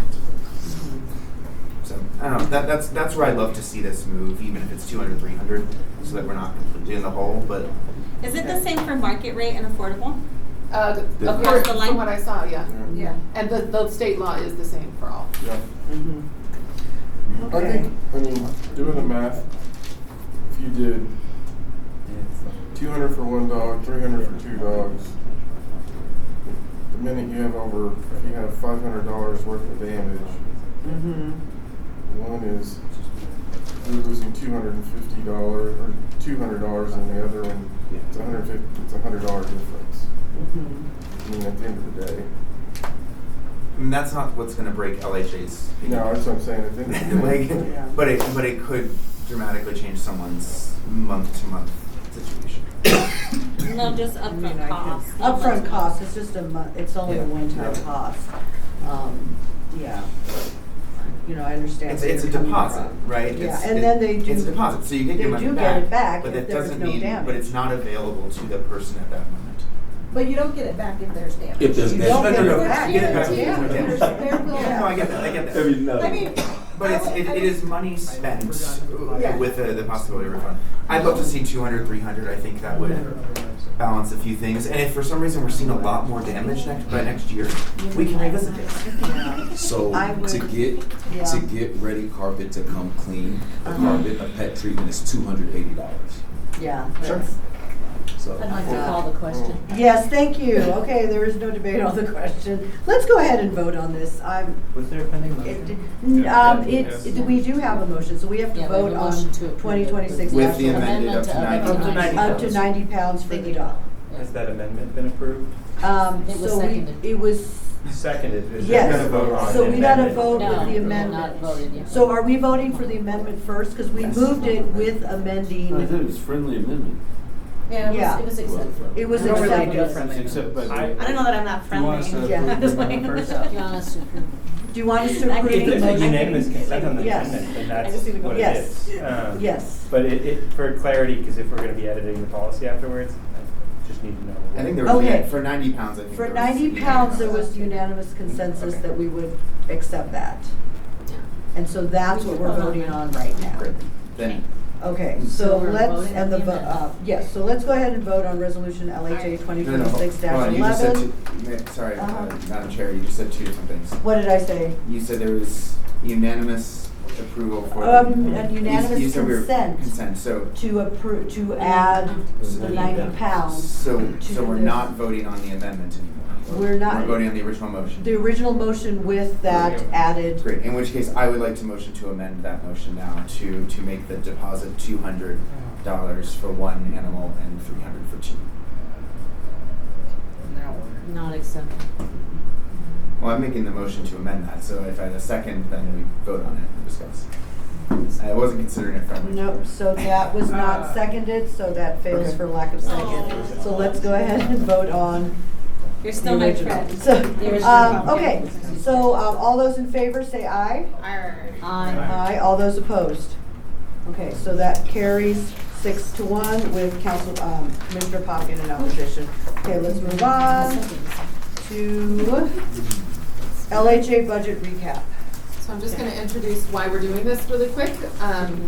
The budget was presented to the LHA board in early November, I think maybe the day after Election Day or something like that. So some of the new members of the board didn't get to go through that process.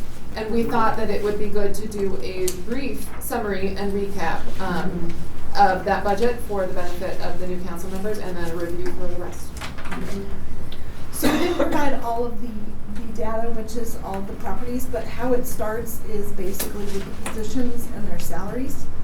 Then we allocate those, it could be via hours for janitorial staff. It could be based on the units that the property managers maintain and manage. And so we do that process first, and then also go through everybody's budget to see where we had shortfalls in the previous year. Do we need to increase maintenance costs? Are we seeing that the property is aging and we need to add more to the maintenance budget? We may add more supportive services like Leo's position. So that's the basis, and that's what starts it. What this part is the LHA process. So most of the properties can manage and are budgeted with the rents that come in. That'll also help us determine if we actually need to increase rents, which we did not do an increase in rent this year, mainly because a lot of our properties had housing choice vouchers, and based on our analysis, we didn't need to make that happen, which their social security rates weren't going up very high. So I think they really appreciated us not, and in the last 2 years, we had been doing 4% and 5% increases because we had to catch up with COVID. So we didn't do an increase last year. Right. The reoccurring revenue that comes into LHA that pays for the administration is the management fees. That's the only thing that really actually comes in to LHA, and most of the properties on a reimbursement basis pay back the payroll that LHA inherits with all the positions.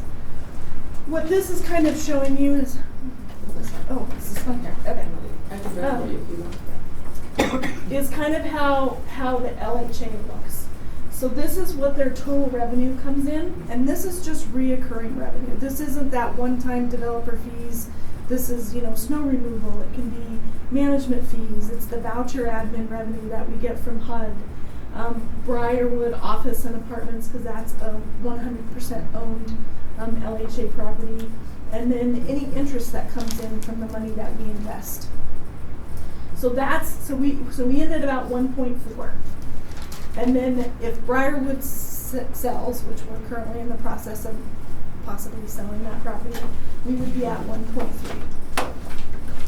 The next part is, what do we actually have on the administrative staff that are 100% paid and 100% workforce of LHA? So we have 11 positions, and then these are the admin and maintenance expenses and any of those expenses that are specifically driven to the LHA at 100%. So we come in with a shortfall. So we're just going to look at if Briarwood's out of the picture. We have a $293,000 shortfall that we would have to actually use our general fund money, that developer fee money that comes in. And it's gradual and on an annual basis. But as that comes in, that increases our general fund, but it'll start to deplete itself if we don't have another project in place. And if Briarwood sells, the proceeds also go into the general fund. Yeah. Yes. Yeah. Correct, after they pay the mortgage and all that stuff. So then you go into the additional city costs. So we pay for a device specialist. We pay for a 100% ETS supported position. We pay Harold 20%, Molly 20%. There's accounting manager who actually does LHA's payroll. She gets 10%. We have That's me. Oh, that's you. You changed your position. It doesn't say public safety anymore. So this is Sarah's position. So we pay about 43.5% of her position. We pay a flat fee for the city attorney, and we also pay for our HCV staff rental space to the city for their areas of work at the Civic Center. So in total, Hold on. So now, as part of this, the IGA, what they don't pay for is purchasing, human resources, risk management, Payroll. now payroll. Well, yeah, they're probably not paying the full ATF. So there's probably, if we ATF'd it, another $200,000 to $300,000 that is probably sitting there somewhere. And those other things, but the IGA contemplates that. so once that's all, we would be about $824,000 a year in a deficit that we have to use general funds money. Money that's not reoccurring. One-time funds. Yeah, it's one-time funds that sit there, grow interest when they can, and they're gonna start to deplete themselves if we don't have another project that comes in. The next, do you have that? This will kind of, this gives us a general fund forecast. So what this does is it takes those expenditures that you're seeing at the property level. The very top part is what we have as investing revenue.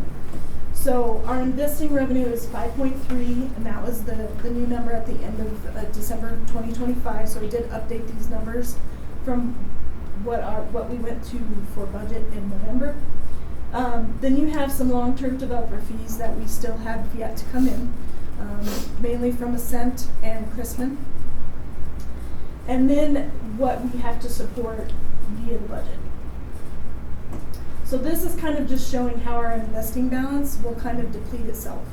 The next table is taking our actual cash balance and minusing any liabilities that we might have to pay on the books. So it could be the pension, it could be any of those, any current liabilities that we actually have, and where we end up falling.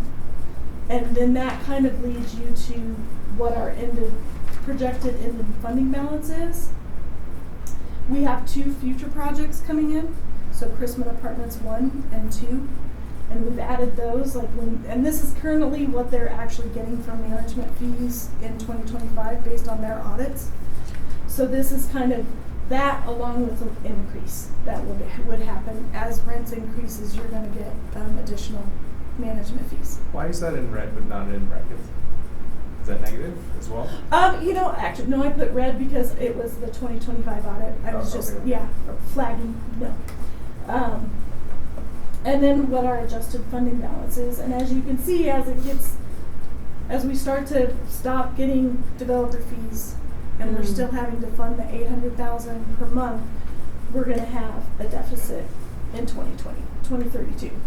So I think in this piece, what we're watching is actually the fund balance, and that's why we're saying in 28, we need another project to come in, and then in 2030, we need another project to come in, and those projects actually have to generate more income because the true LIHTC projects don't generate typically enough revenue from an ongoing operating perspective. And that's what we've got to figure out in this chain. So this is a static look that's not looking at new projects coming forward. And this is the challenge with housing authorities. Yeah. They're built to chase the next project. And the reality is there's a certain point in time where that's going to flip on itself. And so that's why when we look at other projects, we have to look at a more diverse income stream. Because the pure LIHTC model, I think you're kind of seeing it doesn't push off enough right. When you say LIHTC, that's like subsidies? Low income housing tax credit project. But not affordable. It's affordable. So affordable. Yeah. They're not money makers per se. So like market rate is what they would need. If that even exists. No, what we're talking Or just about is mixed income. Mixed income. A mixed income housing project where you would have true capital A affordable, you would have some attainable in there, and then you would have some, and I wouldn't even say pure market rate, but close to it, to diversify the income stream. Remind me again why you're selling the Briarwood, because isn't the mortgage going to be paid off at some point here? Yep. So that is something just that is under consideration. So the Briarwood is an old building, old motel built in the 50s, has 10 studio units attached to what used to be LHA's administrative offices. And we have rented that out, the commercial space out to the Veterans Community Project in the past, but we do not have any interested lessees for a public purpose is what we were going for.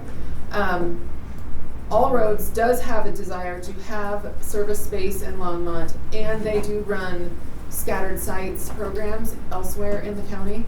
And so they have an interest, and we said, well, we'll see if the interests align, because we would like to be able to have someone use that commercial space for a purpose that also serves the attached housing.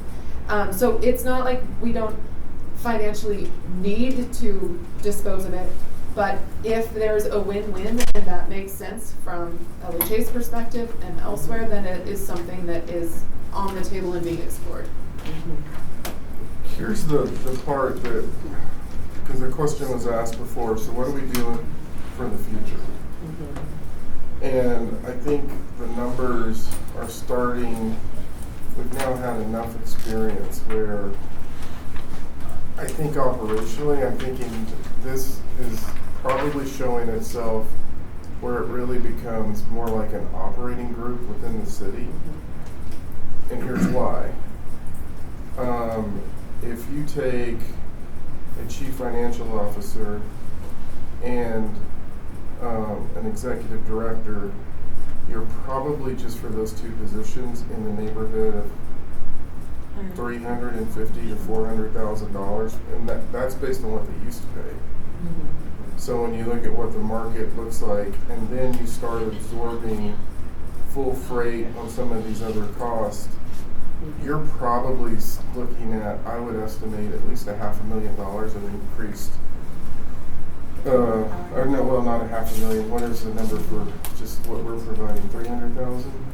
Yeah, it was $397. Yeah, so you're probably looking at 150 to 200,000 of additional cost, conservatively, and so I think that's where this is starting to show itself, is that's inherently kind of what happened when we took it over, because their fund balance was actually down to a little bit below $1 million. Yeah.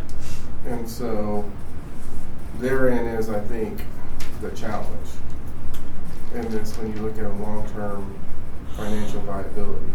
Because the other thing is, on the development side, housing authority is not paying for the development staff to work those projects. The city's actually paying for the development staff to work those projects. So then as you look at the ability of the housing authority to develop, even in a partnership, there's not staff capacity built within this to do that. Yeah. Are you gonna ask enough that you're actually get out of the red? because without it, you're actually, losing revenue a bit. Yeah. Well, So hence we need a project to hit in 2028.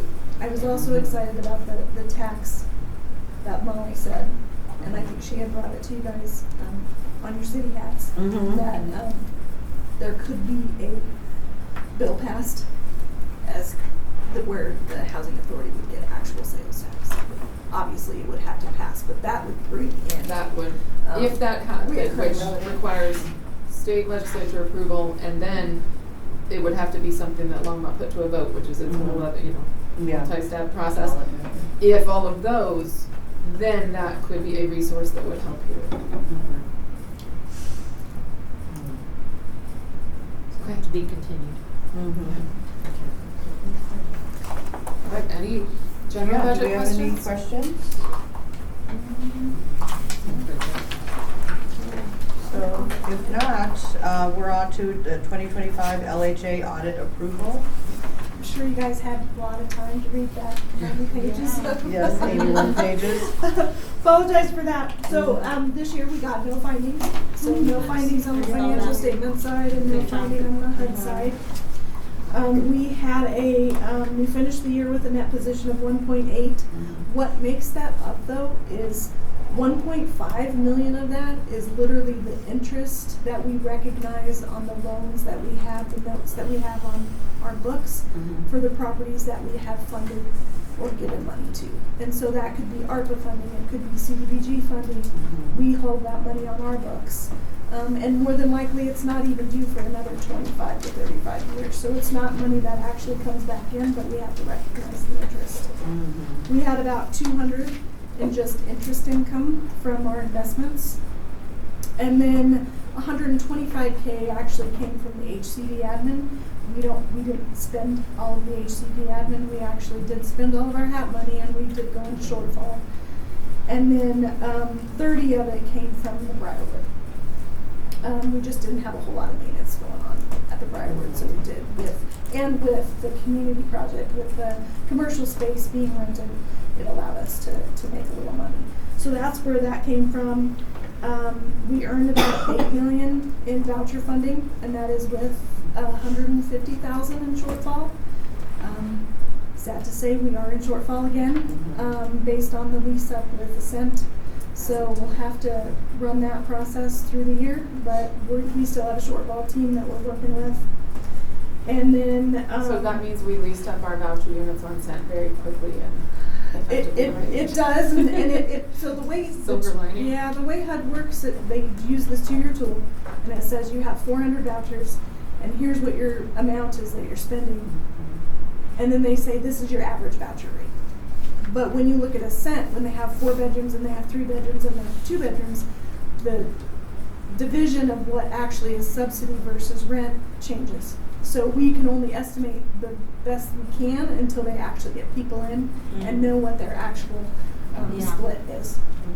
So yeah, so we have 15 vouchers in. We still need 3 more to go into Ascent, but it is basically our PDDs that are vacant at the moment that are really going to throw us into shortfall. And so basically we'll just do what we did last year, which is you have to wait until people get off. We can't voucher up. So we'll see how that process goes. We have a healthy current ratio, so we show liquidity, and we also have a healthy monthly ratio to show we can pay our expenses.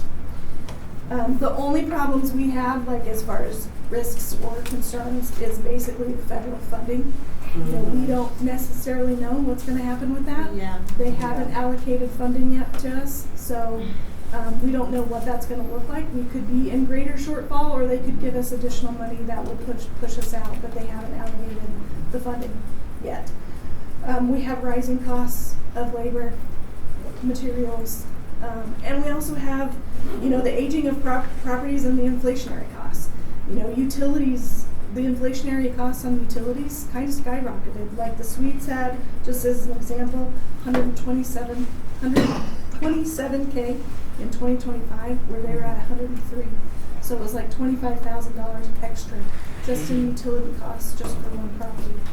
So those kind of, it's really hard to weigh those until you actually get the numbers at the end of the year, what it's actually going to cost you.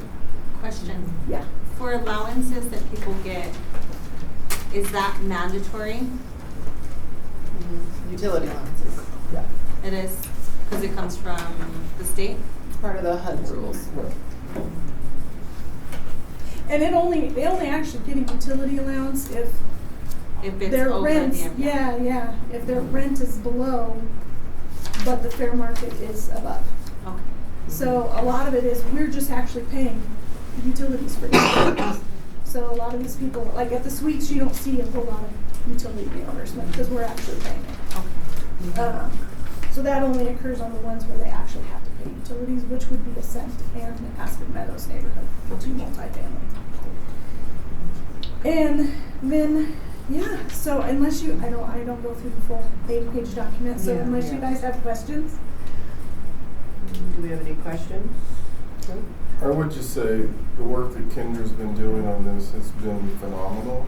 So for those of you all that weren't here, I think it's just me, because I think about where we were before, when we looked at the very first audit. we had And all the findings. They had consistently double-digit findings Yes, in our audits. I think since Kendra's been doing it the first year, we dropped it by half, and that was just because we inherited something after that.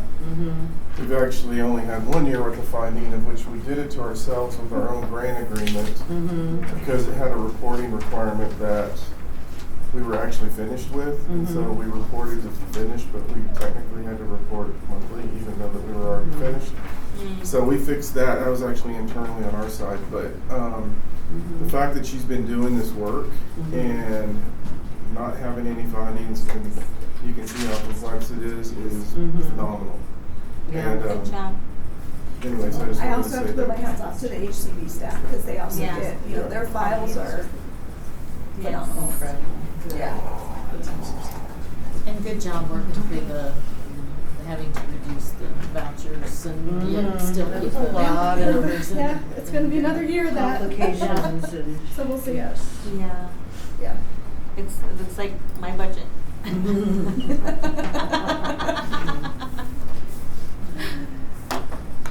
Well, great job, great work. And yeah, I think just speaking to like, how can we get creative moving forward to make sure that we continue this trend, this downward kind of balancing the budget here and making sure we have revenue coming in, so. And there's no action we have to take on this. Yeah. No, it's just So, so we're gonna move on, to the interim executive director report, development updates. Sure, so there's a couple of things I want to mention tonight briefly. The Aspen Meadows Neighborhood 20-year HAAB contract that dictates the voucher, the project-based vouchers that we have on that site, those are expiring, and so we are re-upping those contracts for 20 years. They do not require LHA board resolution. I should say HUD does not require evidence of an LHA board resolution, but I wanted to make sure that you knew, and if you had any concerns with moving forward, then we would bring back an item to discuss that. But really, that's just preserving the voucher units, which is really critical to the revenue there. And then we are moving forward on the purchase and sale agreement for 180 Emery Street. That will be brought to City Council next Tuesday, the 28th. So we're continuing negotiations there. Okay. And then I wanted to mention that we are looking at there's some home funding, about $650,000 of home funding that our consortium member communities in Broomfield and Boulder counties are looking for a place to spend it. And we are one of the best suited places to spend it. So we are thinking about HUD has blessed the idea. We're going to submit the devil's in the details always. So we're going to submit the proposal to them to try and bring in that money to see if we can do a siding and window replacement at the lodge that is needed. We do have a planned larger rehab there, but this home money is well suited for that project and that site, and it's available. So we're seeing if it makes sense to move forward with that. And I'll pause there.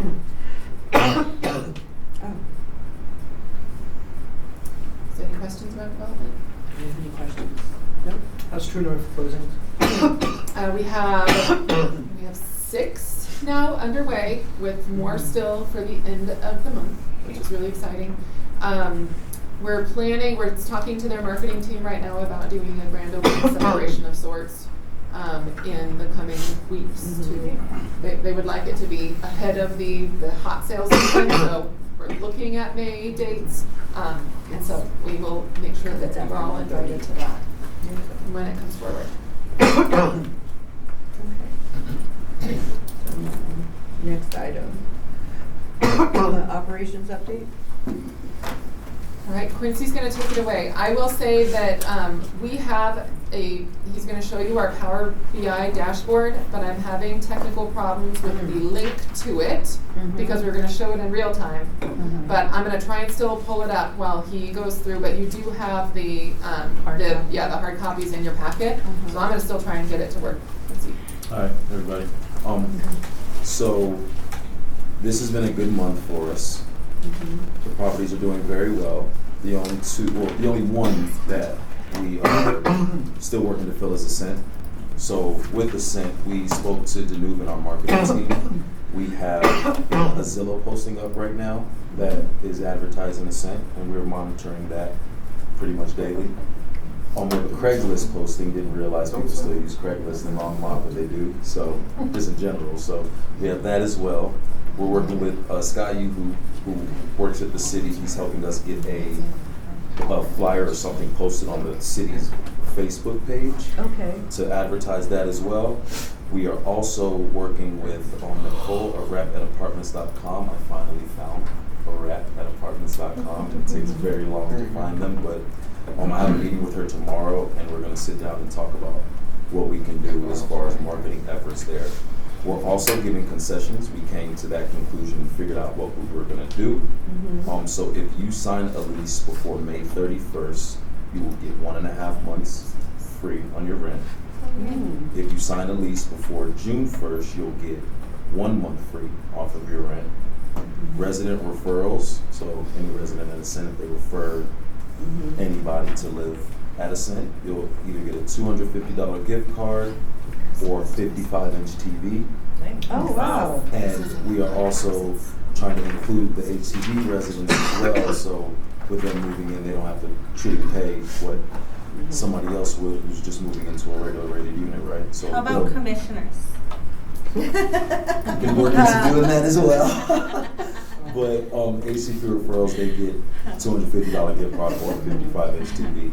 So we still are working through getting some move-ins. These concessions just got implemented last week. We just implemented this stuff on all of our other sites that we have marketing. So we're waiting to see what traffic comes in. Perfect. It says that Aspen Meadows neighborhood, so Aspen Meadows Senior, as we all know for a long time, the senior property was sitting in the low 80s. We got it up to 94. With 2 more guaranteed move-ins, we have a move-in on May 1st and June 1st. The June 1st, they had to give a 60-day notice, so we honored that. And then May 1st, he gave his 30-day, which is about to come up. So that unit, that property's looking really well. And Briarwood's 10 units. Percentages go up by 10, 80%. We're working to get that filled as well. So they've been, as far as the vacancies there, they've been working very well. The delinquency isn't as updated as it should be because people pay throughout the month. So we wouldn't truly be able to give you a gauge on the delinquency until the beginning of next month for this month, which we will do in June, if I'm not mistaken, June. But for the most part, all of the properties are looking a lot better than they were last month, which is great. That's good. Nice. I have a question. Didn't LHA take over that house by the Adrian union? House? Yeah, we're working on it. What do you guys do? What's going on there? Their voucher and Oh, so someone's living in it. someone lives there, and the voucher pays everything. Wow. So they just live, By the union. Yep. That's cool. Yeah, I remember you guys took it right. I just didn't know what you guys do with it. Yeah. I manage it. That's It's very easy to manage. Yeah, I bet. Wow, Yeah. that's pretty awesome. Yeah. It's a family. It's a family. Yep. Oh, Where's the wow. address on that house? It's The right Adrian next to House? the union. Union Reservoir. It's right by Union Reservoir off of County Road 1. It was a city-owned property in the open space fund because they managed the open space around it, but the house was there. Is that on? Quincy, this is the right link to use, right? It's further. That is one. just that's the. Oh, it's street that sheet. first up by you.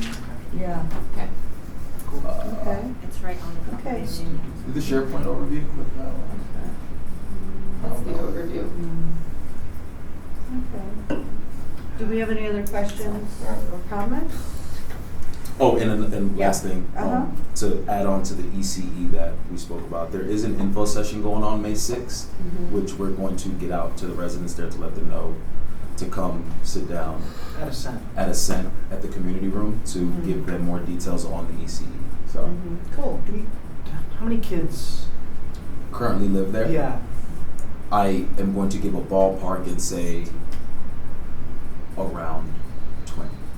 Okay. How many young? 20. Okay, in that. Yeah. Oh, I do have a question about Yeah. that, actually. What does the conversation in the St. Vrain Valley School District look like around transportation to that location? Because I was looking at it the other day, and it's like busy street. And I know if you are within 2 miles of a school, you don't get transportation. So I was just a little bit concerned about how the kids are gonna get to and from in that location. Gotcha. Are you talking about I'll have to Ascent? look into that for you. But I So, if Sanborn wasn't closing, that would be their home school. and that is super close. Gotcha. And so, they So would now have to they're gonna be traveling. combining with, I just would like, just wait, 'cause they're, and so now it's going to be combined with Northridge. Go So the kids who were zoned for Sanborn are gonna be going to Northridge Elementary. It is on the same side of Hover, so it's not that they're having to cross Hover, but it is further east. I can look into that. Yeah. I think it'd be a good idea because it's kind of a Because if unique there's- location and it's really busy traffic. For sure. Yeah, Yeah. they'll have to bus to that though. They'd have to They're gonna bus, have they're to. gonna have to bus to there. So we'll have 'cause to- It's out, yeah. So, But like Westview would be within the parameters, and so I can't imagine kids crossing and. You know, if they go to, so Sanborn and Northridge are both slated for Long's Peak Middle School, Mhm. which goes to Longmont High. So there's So that's 17. not their, Yeah. that's not their zone. Yeah, they'd be, It's they'd the be other Long side Peak of. rather than Long Peak. They- Maybe we could just get a bunch of. Because they would not, they'd have to cross 17th, but they would not have to cross over. So, But, I yeah, don't know but what. working with the district on that, Yeah, that would be important. so. So this yeah. is supposed to be our Power BI dashboard. I don't even know what Microsoft Fabric Free is, so I don't know what just happened here. Oh, But okay, I will let you know that the dashboard is very cool. yes. You can click it and do real-time month property by And it property would look updates. like This is the this. It looks summary like sheet this. of Okay. it. Okay, Quincy's big cool. moment, and we couldn't get it Nice. to work. I'm sorry. Aw. It's okay. He's worked with our It's strategic okay. integration group to get this up and running to just be a much Okay. more effective way of reporting this to you. So Okay. next time we will sort out the kinks. So, Figure out what Microsoft Fabric is. are you all done? No, Are you, no. oh, you have more? Oh, no. Okay, I'm good. so though. now we're on to occupancy and property updates? Public safety. No, updates. Property updates? Um, Occupancy? I guess it's, The only update that I can say is that over at the neighborhood, I've been also working with Adam Sanderson with the energy outreach here with the city, Uh-huh. and he is going to, he has a grant where we can give the residents of Aspen Meadows neighborhood smart thermostats. So Okay. that also will help offset their energy bill, so we're working to do that. And then I also put in an application for another energy outreach program to help change the lighting out there, because the residents have said that sometimes the lighting isn't that Oh, great. yeah, So yeah. they're working, and they're all through grants, so it's all free, and Mhm. it's really just delegating at this point to get the work done. okay, yeah, and I just repeated occupancy and property updates. Yeah, no, you're fine. Yeah, no, you're fine. You're fine. We're not done with you. And then we also have hired a new property manager over at Aspen Meadows Neighborhood and Senior, Hannah Larimore. She started about 2 months and a half ago. Has it been Okay. now 2 months almost? Nice. So she's Good. been doing really well over there. Quick time out, I will acknowledge I zoned out very briefly, and then I heard smart meters and my brain went back on. Yeah. And- Smart Okay, thermostats. thermostats, okay, all right. Thank you, I was like, wait a minute, what? Where's, Yeah, you guys. where, do I need to check my email? Okay, so, and now we're on to public health and safety updates. Last but not least, Yes. and very short and sweet, since we haven't been with you for a few months, I just broke down the last few months, according to being with you for a month, if that makes any sense. So usually you get the updates every month. Yeah. For February through March, the suites, about 19 calls, mostly welfare checks, about 5 of them. Pretty typical. The rest of the properties had 1 to 2. And then from March to April, the suites went up to about 35 calls, and you had 9 welfare checks. So that seems to be the baseline there. Mhm. And the rest were 2 to 3. Does So that include Zinnia? The Rural No. Health Service? Okay, all right. that does not include Zinnia. No. Okay, that's just- I wanted to, I'm sure you were dividing that up, okay. Yeah.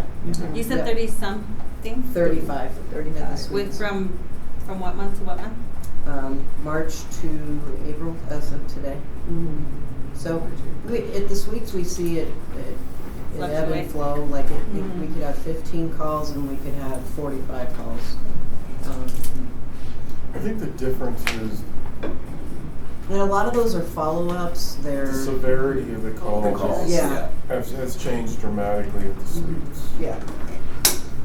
And we were having Yeah. some animal issues at the suites. That's kind of been Oh, yeah. that's calmed down. Other than Talking that. animal Yeah, issues like. yeah, big or large dogs. Or animal issues like 90 pet pounds? issues, or Yeah, like so- animals, like wild animal pets? Sorry, I should clarify that. Residents' pets. Okay.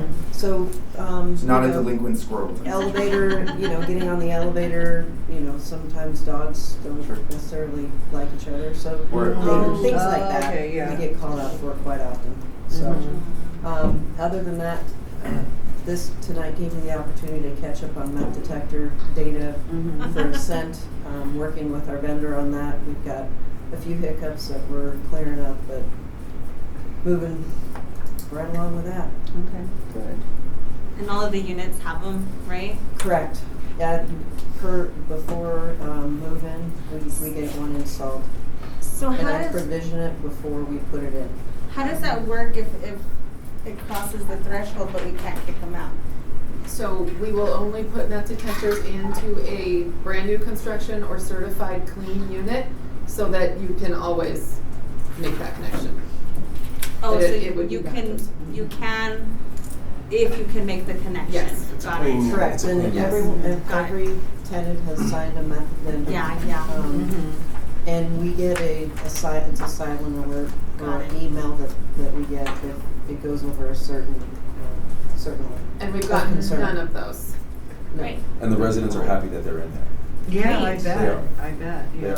Yeah. Well, Normally, and if they that's complain- probably helpful. Absolutely. Mhm. It makes our life so much easier because we can just present it and tell it like it is. So they're happy that it's in there and they know it's there. We tell them not to mess with it. So yeah. Great. Good. We had something happen where a lady was cleaning around it Oh, and it no. like spiked, but she was just actually just cleaning the walls. Oh, okay. Yeah. Yeah. You know it works. Cleaning up the Right. I was like, what was she cleaning it with? Any other questions for me? Do we have any other questions? No. Okay, thank you.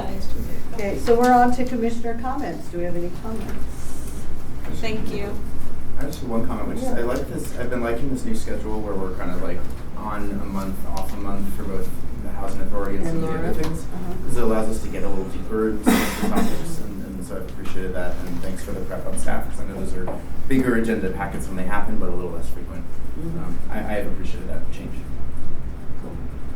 We adjourn. Okay, so we have a motion to adjourn, seconded by Commissioner Chris, moved by Commissioner McCoy. All those in favor? Aye. Aye, all those opposed. Okay, we're adjourned.